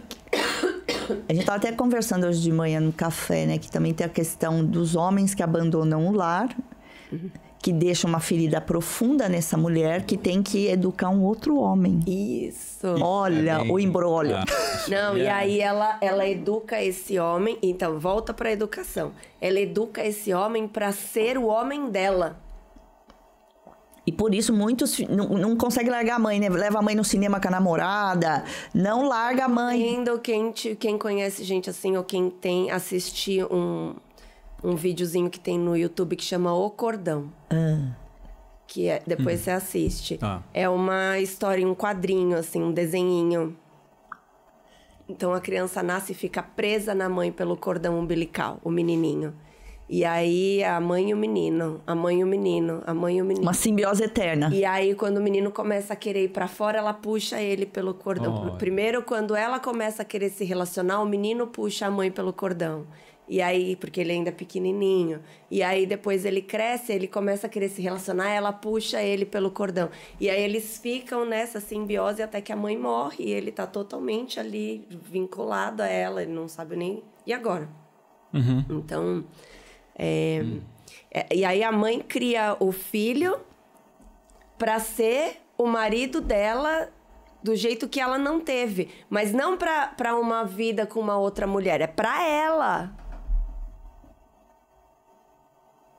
Por isso, aí a outra mulher, ela pode ser traída. Ela pode ser... Eu fui. Ela pode ser também. Ela... Não. Mas a mamãe você tem que tratar bem. A mamãe você tem que cuidar. A mamãe você tem... Eu vou trazer uma questão polêmica agora. Como que você vê... Né? Porque a nossa composição... Ela é de energia masculina e feminina, todos. Todos.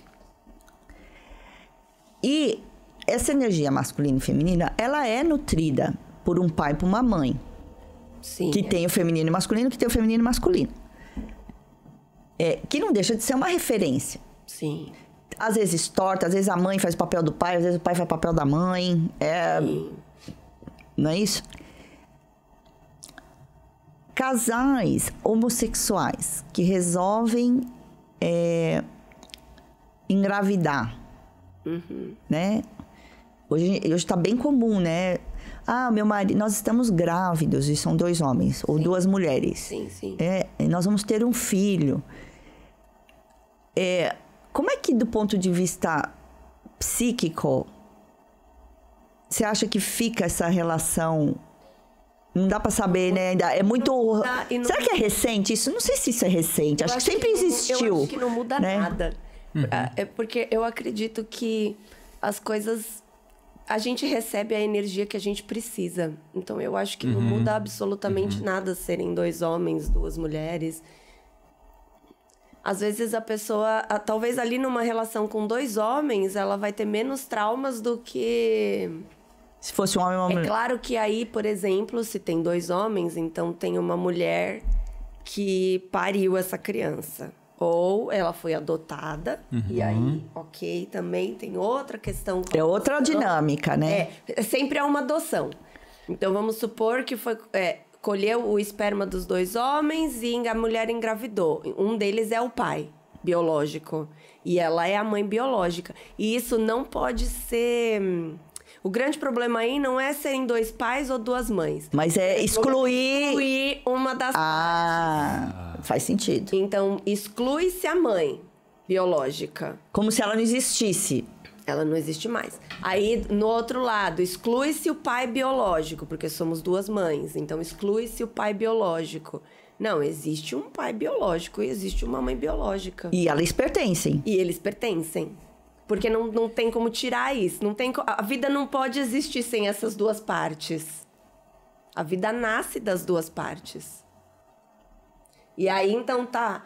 Por que a gente tá criando essa exclusão, então, na família? Não é que essa mãe precisa conviver com a criança. Ok, eles podem adotar essa criança e viver com a criança.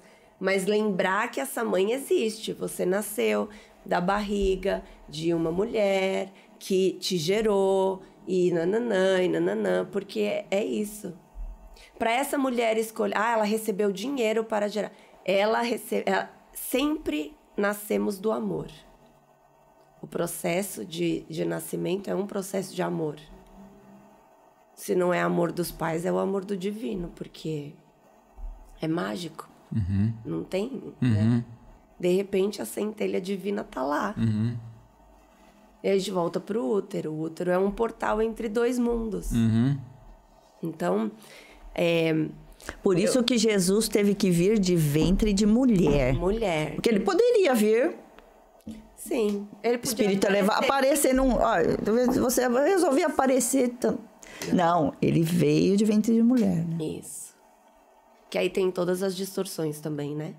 Que aí Maria é virgem, santa, castra...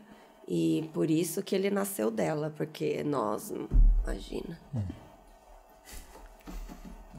Né? E aí ela é uma mulher inatingível também, né? Tem isso também, idealizada e tal. Isso. Mas aí também é outra. É outra polêmica. Então, mas todas essas que vêm da religião, e a gente sabe do porquê, né? Enfim, da história, né? Mas que precisam ser... conversados, né? Isso é uma dúvida que eu tenho, uma curiosidade, não é, Amado? Vamos supor... tem toda essa questão do divino, de lidar com o divino e tal. Mas a pessoa chega com um sistema de crenças, XYZ, não importa qual seja. Sim. Se ele é muito contra o seu sistema de crenças, como você lida com isso? Nossa, eu não sei como, mas eu tenho uma facilidade de não julgar. Isso é legal, hein? Eu já ouvi coisas, assim... bem diferentes do que você acredita. Na minha vida pessoal, eu reagiria de outra forma. Mas quando eu tô ali... Eu não sei explicar. Quando eu sento pra atender... Eu encontro esse espaço neutro, assim. É claro que não dá pra você ser neutro 100%. E você também tem as suas crenças. E eu acredito que cada um encontra o terapeuta certo que precisa naquele momento. Não acredito que exista... algo errado que tenha acontecido. Tipo, eu passei por um terapeuta e ela me fez ficar pior. Tá bom, era o que você precisava. Agora a gente vai fazer de outro jeito e tá tudo bem. Viajei, né? Então, sistema de crenças. De crenças. Então, eu entro no não julgamento. Quando eu percebo que eu tô julgando, eu faço 2 coisas. Primeiro, eu mentalizo que eu tô baixando as minhas barreiras e ficando neutra de novo. Eu falo, não julgar, não ter pena. Isso eu já faço na minha vida pessoal também, não ter pena. Tenho pena de ninguém. Cada um é capaz de gestionar a sua própria vida, de seguir, de crescer, de mudar. Eu acredito na mudança das pessoas. Porque aí você tira a força do outro. Você tira a força do outro quando você tem pena, né? De novo, parece que você tá sendo altruísta, mas você tá sendo arrogante. Arrogante. Ai, eu sou superior a você. Ai, coitadinho. Não, a pessoa dá conta. Então, não ter pena, não julgar. E aí, uma coisa que eu faço é lembrar de colocar os meus pais atrás de mim e os pais dele atrás dele. Eu venho de um sistema, ele vem de outro. Ela vem de outro.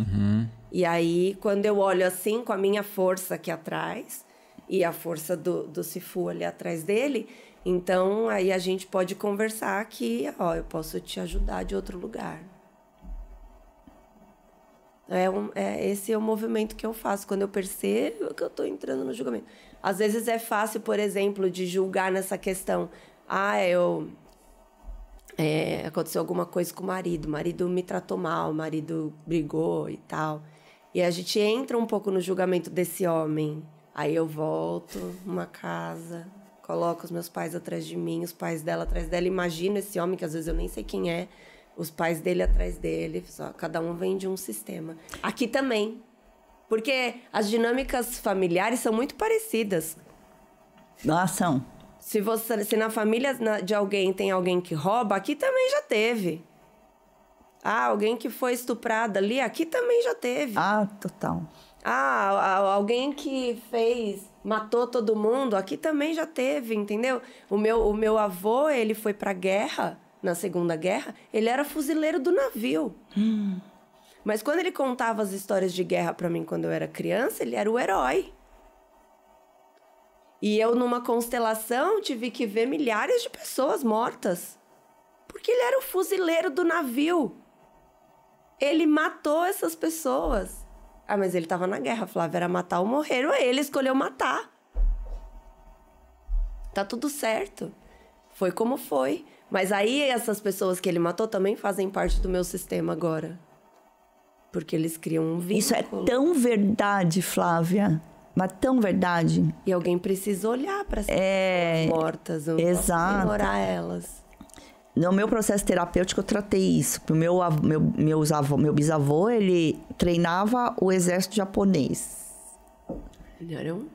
Uma coisa linda. E aí é gozado, né? Que quando a gente tá nesse lugar do campo, aí começam a chegar coisas, né? Aí vem filmes de como que o Japão invadiu a Coreia e dizem que os japoneses eram os guerreiros mais violentos, atrozes, assim, né? De dizimar. Todo mundo tinha medo de lutar com o japonês.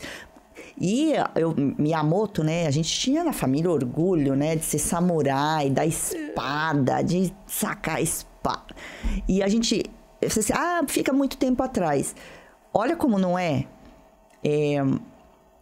No trabalho, o pessoal já... Quando eu ia para uma reunião pesada, o pessoal falava, cuidado que a Márcia vai sacar a espada aqui. Era assim que era tratada. Ela vai sacar a espada. Então... Mas por que eu tô dizendo isso? A inclusão do... das pessoas. Das pessoas. Isso é tão profundo, é real na vida da gente, que a gente vai... não, já passou, é meu bisavô. Tem nada a ver comigo mais, isso foi ele. Não, e tem a epigenética, a gente carrega. E aí eu tive que fazer um trabalho em Singapura, com coreanos. Travei. Eu tive que ir para minha terapeuta e dizer, eu preciso fazer um trabalho e eu estou desesperada. Nunca me senti tão imobilizada, de não saber o que fazer. E aí, na constelação, a gente fez esse trabalho de ver todas aquelas... Que eu não tô indo lá salvar meu avô, que eu não tô indo recuperar as pessoas que ele matou, eu tô indo lá fazer um trabalho. Mas honrar aquelas pessoas todas que agora fazem parte do meu campo, que foi o caminho de deixar aquilo no passado e deixar ir realmente... Então, quem nunca passou pelo processo, eu tô tentando dar um testemunho aqui, porque é um negócio que você ouvindo o outro, talvez não vai... Mas se você tá travado, né? Se permita. Sim. E contra o seu sistema de crenças, Sim. que às vezes não tá te dando uma permissão qual você tem direito Sim. de acessar para você curar isso que não vem de você. Olha que louco. Isso. Porque Né? a gente é fruto do nosso sistema, não tem pra onde fugir.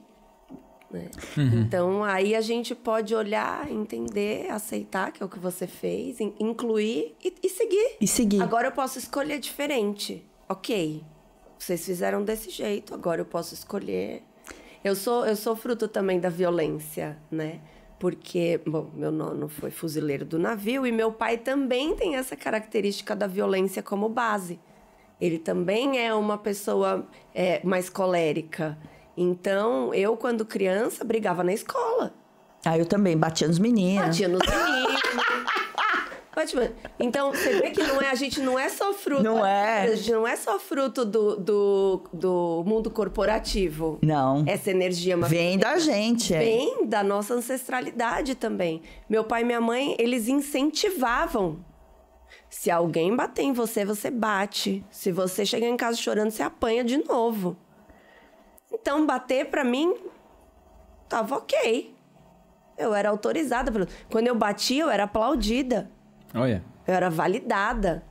A Flávia foi lá e bateu no menino. Então, era bom, né? Segura, né? Isso, então tá certo. Tá certo. Assim. Porque, se meus pais estão falando que tá certo, eles estão felizes comigo. Tá certo. Aí, depois, quando eu cresci... eu falei, não, eu não quero sair batendo em todo mundo, não. Deixa eu ver aqui se dá pra ser diferente. Aí você vai trabalhando na terapia, vai entendendo os processos. E aí, o que você fez? A gente volta uma casa e fala, posso fazer diferente. Não preciso mais ser a samurai cortando todo mundo. A Flávia também não precisa mais sair dando porrada em todo mundo. Deixa diferente. E aí, hoje, eu sou, assim... 90% menos violenta. Até nas palavras. Quando eu vou falar, eu sempre penso, o que eu quero com isso que eu vou falar? Será que precisa mesmo falar isso que eu tô pensando? O Rubem Paiva, não sei se foi ele que falou, né? Que a gente vive tudo pra aprender a ficar calado. o quanto que o silêncio... Ele resolve. Ele resolve também. Né? A palavra resolve, mas resolve. E é do feminino também, né? Então, às vezes, antes eu era bem violenta até na relação. Então, quando eu queria, eu realmente machucava. E aí, com as palavras, né? Eu não batia nos meus relacionamentos, mas com as palavras eu machucava. E aí, eu fui aprendendo a voltar a uma casa. Muitas vezes eu penso em falar e falo... Tem uma coisa que sempre todo mundo fala, que eu falo que eu manifesto. Essa é engraçada. Eu falo que eu manifesto que alguém fale pro Renato aquilo que eu quero que ele faça. Mas que às vezes eu falo e ele não faz. Quando eu falo, ele não faz. Tudo bem que hoje o Renato me escuta muito mais do que antigamente. Mas ainda assim, às vezes eu falo alguma coisa e ele é sempre resistente, assim. Sempre não, vai. Mas em alguns momentos ele é resistente à minha ideia. Aí passa ali 2 meses, vem uma pessoa aleatória, o Cifu, chega pra ele e fala assim, Renato, pensei tal coisa. Renato fala, nossa, que ideia maravilhosa. Aí Renato chega em casa e fala pra mim, amor, você não sabe o que o Cifu me falou. E aí ele conta a mesma coisa que eu tinha falado 2 meses antes. E aí antes eu fazia assim, mas eu te falei. Porque E agora eu falo assim, amor, que ideia ótima. Porque o objetivo... É a ideia, né? Passa o negócio. E não que eu esteja certa mais. Então muda, né? Você vai pro seu feminino, aí eu falo, amor, adorei essa ideia. Não, pra mim fechou. Pode colocar em prática. E aí minhas clientes sempre falam, nossa, você precisa ensinar a gente a manifestar isso, pelo amor de Deus. Eu falo, gente, é só isso. Você fica pedindo pro universo, pra Deus, porque como você chama? Pra colocar alguém na vida do seu marido, namorado, esposa, né? Enfim, que seja lá o que for, que fale aquilo que você quer que ele entenda. E aí, outro dia, essa semana passada, chegou uma cliente e fez assim, eu fiz e funcionou! Chegou uma pessoa e falou, e ele fez e tal. Porque é isso, às vezes, a gente precisa dessas Eu tenho uma última pergunta. Não, minha última. Existe, assim, uma linha, né? Porque você é uma terapeuta, mas não é psiquiatra nem psicóloga, certo? Certo.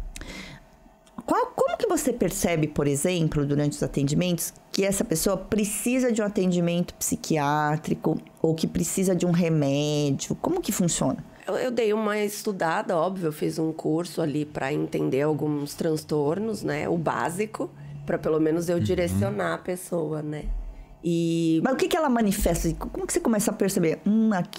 Até aqui eu dou conta, daqui para cá é melhor... Eu acho que se a pessoa vive muito em crise, por exemplo, é um sinal. É um sinal. Ela não sai da crise. Ela vem para a sessão sempre em crise. Aí não tem muito... Porque eu consigo trabalhar se a pessoa estiver fora da crise. Ela tiver consciência do que... não está entorpecida, crise, né? Não tem muito o que fazer, né? Se a pessoa está na crise, você fica só ali dando um suporte, mas não dá para aprofundar. E aí, geralmente, eu falo, procura um psiquiatra, procura uma outra ajuda e depois você volta pra gente olhar para isso. Já aconteceu? Já aconteceu. Ou faz paralela essa ajuda pra gente poder olhar. Porque como que eu vou aprofundar com uma pessoa que tá em crise? Ela já tá ali no auge do processo da dor. Não tem como eu pôr o dedo na ferida e ficar cutucando ainda mais. Cutucar ainda mais. Aí eu faço isso. Já aconteceu.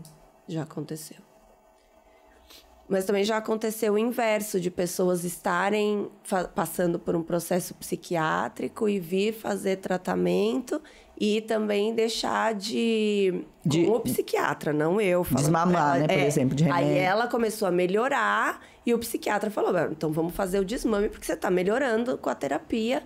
Então ela foi fazendo o desmame com o psiquiatra, que eu nem me meto. E aí depois não, e aí ela continuou fazendo terapia, sabe? Sem os remédios mais. Então, essa outra também acontece. Aí eu vou falar, eu tinha uma aluna, na verdade, da Disc of Life, que também queria ir para terapia. E aí eu tô pensando nela para fazer essa pergunta. Que ela fez para mim, eu vou fazer para você, porque você é um exemplo que conseguiu superar a dificuldade que ela tá tendo. Que é a crença limitante de que para eu ser terapeuta, eu preciso ter um diploma de psicologia, psiquiatria, whatever. Eu nunca tive essa crença. Não sei como nem... Porque eu não tenho essa crença. As pessoas nem pedem para mim. Eu tenho milhares de diplomas lá, de milhares de cursos que eu fiz nesses anos todos, porque eu não paro de estudar. Mas nunca ninguém me pediu, porque eu não tenho essa crença do diploma. Assim, o diploma para mim não é... É o conhecimento que importa. Foi isso que eu falei para ela. Olha, você precisa ter conhecimento. Tem muito psicólogo diplomado que faz um estrago danado.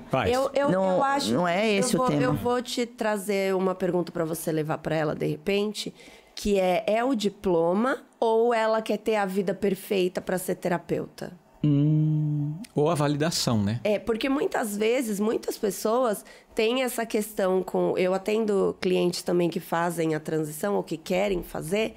E elas têm... mas eu não tô. Minha vida não é perfeita, né? Aí o diploma pode trazer uma falsa sensação de que... ok, minha vida não é perfeita, mas eu tenho diploma. Então eu posso falar. E não é... A vida de ninguém é perfeita. Então, aceitar que a sua vida não é perfeita e tá ok. Você também vai ter questões. E você vai poder, de novo, ajudar a pessoa a caminhar conforme você caminha. As questões que eu trabalhava quando eu comecei... Mudaram. Mudaram. Agora elas se aprofundam muito mais. E é aquilo que você falou, a gente vai no passo da pessoa. Eu tenho clientes que estão comigo há 3, 4 anos que deram... Micropassos. Ali, sabe? E tem clientes que voam. E é assim, porque cada um no seu processo. Não tá nem certo, nem errado, nem mais rápido, nem mais devagar. É do jeito que precisa ser, né? Então, ela aceitar que a vida dela não é perfeita, que a vida dela vai ter questões E ainda assim ela vai poder ajudar as outras pessoas. E então, volta pra confiança. Isso, não, e volta... Eu não tô sozinha também. Uma coisa que eu disse pra ela foi assim, mas por que você quer ser terapeuta? Ah, porque eu quero ajudar os outros. Então isso tem que ser mais importante. Isso tem que ser a sua prioridade. E não, né? Sim. Não é o diploma em si que vai te dar isso. Não, né? não. Tanto que você fazia terapeuta sem ser terapeuta, sem saber que estava fazendo terapia, né? Isso. Não, e é o que você falou, tem terapeutas graduados que fazem um estrago. Eu já recebi um monte de gente assim. Eu tenho gente que chega assim e fala assim... eu não faço terapia mais com psicólogo. Eu acho um puta preconceito, porque psicólogos são muito bons. Mas porque é isso, cria-se às vezes um... rótulo, né? E aí tem que ser assim a terapia. E, gente, tem espaço para todo mundo. Fica uma briga de, eu sou psicólogo, você é terapeuta, constelador, não sei, esse presta, esse não presta. Gente, tem espaço para todo mundo. O que mais tem na nossa geração é gente precisando trabalhar a cabeça. Porque o que acontece? A gente diminuiu o trabalho... Antes... Era braçal, né? A voz era trabalho braçal. Eles não tinham nem tempo de filosofar sobre a vida, de entender o que... Então, chegava em casa tão exausto. Que o trabalho braçal. As mulheres lavavam a roupa no rio. Elas não tinham tempo de... Agora a gente põe na máquina, lava, depois a gente põe na máquina de secar, seca. E a gente vai fazer outra coisa. Então agora a gente tem tempo para tudo isso. Uhum. E esse tempo também convida a gente a aprofundar nas nossas questões para curar não só a gente, mas as gerações que estão vindo também. Uhum. Então... E você trouxe um ponto tão importante que eu acho que as pessoas que ainda não buscaram autoconhecimento não se dão conta que não se trata só de você. Não se trata só de você, né? E aí eu sempre falo desse livro de um filósofo contemporâneo, né? Que ele é o Roman Ksnarsky. Olha o título desse livro. Como ser um bom ancestral. Nossa, que eu não conheço esse livro, eu vou procurar. Né? E ele escreveu um outro, A História do Amanhã. Porque a gente pensa na história do passado, né? Como que é a história do amanhã. E nós somos a história do amanhã. Exatamente. Então, tudo que a gente faz para nossa cura tem um impacto para a história do amanhã. Sim. Né? E essa consciência a gente não tem, né? Na maioria das vezes. E aí volta para aquilo que você me perguntou do pai e da mãe, né? Se eu tô em paz com os meus pais... Os meus filhos provavelmente também vão ficar em paz comigo. E assim por diante. E a gente vai começar a construir uma outra forma de entender. Não precisa mais ser tão na dor, na guerra, na violência. A gente pode fazer diferente. Uhum. Ai, caramba, eu ia ficar aqui com a Flávia para sempre. Posso mais uma pergunta? Pode. E você tem alguma pergunta? Não, no final eu quero falar um pouco do momento dela, como é que ela tá atendendo, tá morando na Itália. Isso também, é muito importante. Mas eu queria, que nem você falou, eu fiz vários cursos e tal. Isso até para mim, até uma pergunta egoísta para mim. Porque é isso, né? Tem muito conhecimento para além da academia, que é muito incrível, só ainda a academia não descobriu. Né? Na hora que descobrir, isso vai virar oficial. Mas não é pouco, é muito. Também não deixa de ser oficial por não estar na academia. Com certeza. Tem importância. Verdade. Tem o lugar dele. Não, eu vou pôr oficial entre aspas, que é o que a sociedade diz que é oficial, né? Mas a minha pergunta para você é, como é que você faz uma curadoria para separar o que é sério e o que não é sério? Pela intuição. A minha intuição é muito Agora, como você entrevista ou... E aí, quando eu também compro, já aconteceu de eu comprar um... E fala assim, isso aqui não. E fala assim, nossa, que nada a ver, tipo, tá bom. Aí eu absorvo o que é bom dali, o que não é, segue o baile. Não. Tem que ir tentando, né? Tem que olhar... A minha intuição geralmente não me abandona. Eu tenho meu feeling é bem bom, assim, nisso. Mas, no geral... Ou quando alguém me indica... ou quando eu vejo alguma transformação. Por exemplo, eu fui fazer barra de Access porque eu tava querendo sair da casa dos meus pais. Eu morava com eles ainda, ver como a dinâmica era bem bagunçada. Eu tinha 35 para 36 anos, eu morava com eles. E aí eu queria sair, porque aí eu comecei a descobrir as dinâmicas na terapia, e eu sou acelerada, sagitarianinha, né? Então, quando eu descobri, eu falei, eu quero sair agora daqui, pelo amor de Deus. E aí, eu tava fazendo o processo de coaching para transição de carreira. E aí, ela chegou lá um dia fez assim, vamos fazer aqui umas perguntas de Access. E ela começou a fazer umas perguntas, falar uns negócios que eu não entendia nada. Eu saí da casa dela, era uma quarta-feira, 9 horas da noite. Renato me mandou mensagem. Amor, vem aqui pra casa. Aí eu falei, tá bom. Fui pra casa dele. Era fevereiro. A gente tava junto desde maio do outro ano. Aí era fevereiro, Renato falou assim... Eu cheguei na casa dele, ele fez assim... Olha, senta. Sentei no sofá. Aí ele falou... Não sei explicar por quê. Mas eu ia fazer esse convite pra você só no Dia dos Namorados. Mas eu senti que eu tinha que fazer agora. Você quer vir morar comigo? Mano, eu tinha acabado de sair da sessão. Quase que eu peguei o telefone e falei... Pode falar palavrão nesse podcast? Falei, que porra é essa, Márcia? Ela chama Márcia. Que porra é essa? Você fez. Que negócio mágico é esse? Eu preciso fazer esse curso, entendeu? E aí eu fui fazer o curso. Olha. Você também vai pegando sinais, né? Porque eu falei, não, então eu preciso fazer esse curso aí. Que nem é uma técnica que eu uso mais muito, assim, porque aí depois dessa vieram muitas outras. Mas foi uma coisa muito impressionante, tipo... Dá um pouquinho de água, não sei se ainda tem. O Renato... Aí, beleza, eu falei, quero. E aí, ele no dia seguinte falou assim, tá, quando que você muda? Aí, logo era carnaval. Aí, eu falei, tá bom, mudo no carnaval. Ele falou, tá bom. E foi isso, assim, a gente foi morar junto. Então, foi numa velocidade muito grande essa técnica. A constelação também. A constelação, eu fui fazer o Renato me indicou o Homero, eu fui lá assistir e tal. É engraçado, mas eu fui fazer uma aulinha que ele dá de 4 encontros. Ele ainda tem isso daí.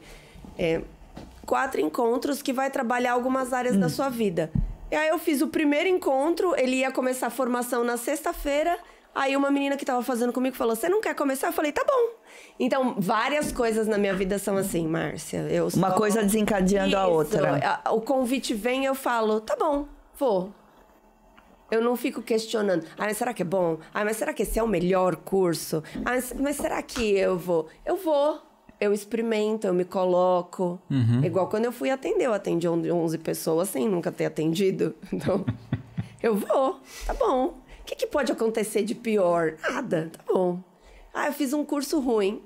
Já aconteceu. Tipo, de ir em algum retiro, por exemplo. Às vezes, do feminino, a pessoa fala umas coisas nada a ver. Você fica tipo... Mas eu absorvo. Aí eu solto e falo, vou absorver o que tem pra eu absorver aqui. O que foi bom? E aí segue. Essa é uma coisa que você tá falando que é legal, né? Que às vezes você vê um ponto negativo em algo e você anula... O todo, né? Tem 5% ruim. E os 95% que é bom, que dá pra aproveitar, a gente emocionalmente vai jogar aquilo ali na lata do lixo. E não aproveita nada. Isso é interessante, né? Essa coisa de você mudar, né? Então tá. Então vou aproveitar o que eu gostei daqui. Aí segue. E eu tenho também uma frase que tudo que eu experimento é meu. Tudo. Se eu fiz algo, experimentei algo, isso passa a ser meu. E aí eu posso usar como eu achar que eu devo. Eu não tenho medo de testar, por exemplo, técnicas novas. Eu nunca tive. Eu aprendo uma técnica nova e eu já coloco pra jogo. Eu não fico estudando. Não. Eu vou me aperfeiçoar nisso. A melhor forma de aperfeiçoar é botando em prática. Colocando pra jogo. Não tem outra forma. Senão fica só na teoria. Então eu falo para as clientes, tem uma técnica nova, elas falam, quero. Quero. Aí eu já faço. Entendeu? Eu não perco tempo. Basicamente é assim que eu escolho, mas mais no feeling do que na fluidez também. Acho que é essa coisa do fluir. o que o caminho vai mostrando, a gente vai abraçando. Legal. Muito bom. E hoje vocês moram na Itália e como é que você atende seus clientes? Eu atendo online. Online? Não tem clientes lá na Itália mesmo? Mas... Engraçado que na Itália eu não tenho. Tá. Mas eu atendo gente em muitos lugares, né? Em sua maioria brasileiras. Agora eu tô atendendo uma portuguesa. Mesmo porque eu falo italiano e português, não falo inglês. Então... Mas eu atendo... Metade da minha agenda são pessoas que moram no Brasil. A outra metade... Dubai, Austrália, Inglaterra, Portugal, Espanha... Mas brasileiras? Brasileiras. Tá. E aí eu atendo online, um atendimento de 50 minutos, mais ou menos. Aí eu atendo também com constelação familiar, que aí é uma sessão à parte, que é uma sessão um pouco maior, a gente precisa de materiais ali. Mas, no geral, é isso, assim. E é gostoso ter essa... Você sabe que isso também é uma manifestação. Porque antes da pandemia, a gente tinha 2 consultórios, né? Eu tinha 2 consultórios. Um que eu dividia com o Renato e um que eu atendia sozinha. E aí, quando veio a pandemia... E aí, antes da pandemia, eu tinha feito uma perspectiva, uma estimativa... de que eu demoraria 3 anos migrando as clientes para eu conseguir ficar só no online. Então, a minha estimativa era que as clientes novas que fossem entrando, que eu já estava fazendo isso, iam ficar só no online. Eu não ia falar mais que eu atendia presencial. Mesmo que eu estivesse lá no consultório, eu ia atender ela online. E aí, conforme as que estavam lá fossem saindo... E aí, veio a pandemia e ficou todo mundo online. Te ajudou pra caramba, acelerou o processo. E aí, a gente resolveu mudar pro interior. Que também era uma manifestação minha. Eu queria morar no interior. Renato ainda era um pouco mais resistente. Aí, Renato começou a gostar da ideia e a gente mudou pro interior. E aí, eu ganhei a tal da liberdade geográfica, que era uma coisa que eu queria muito.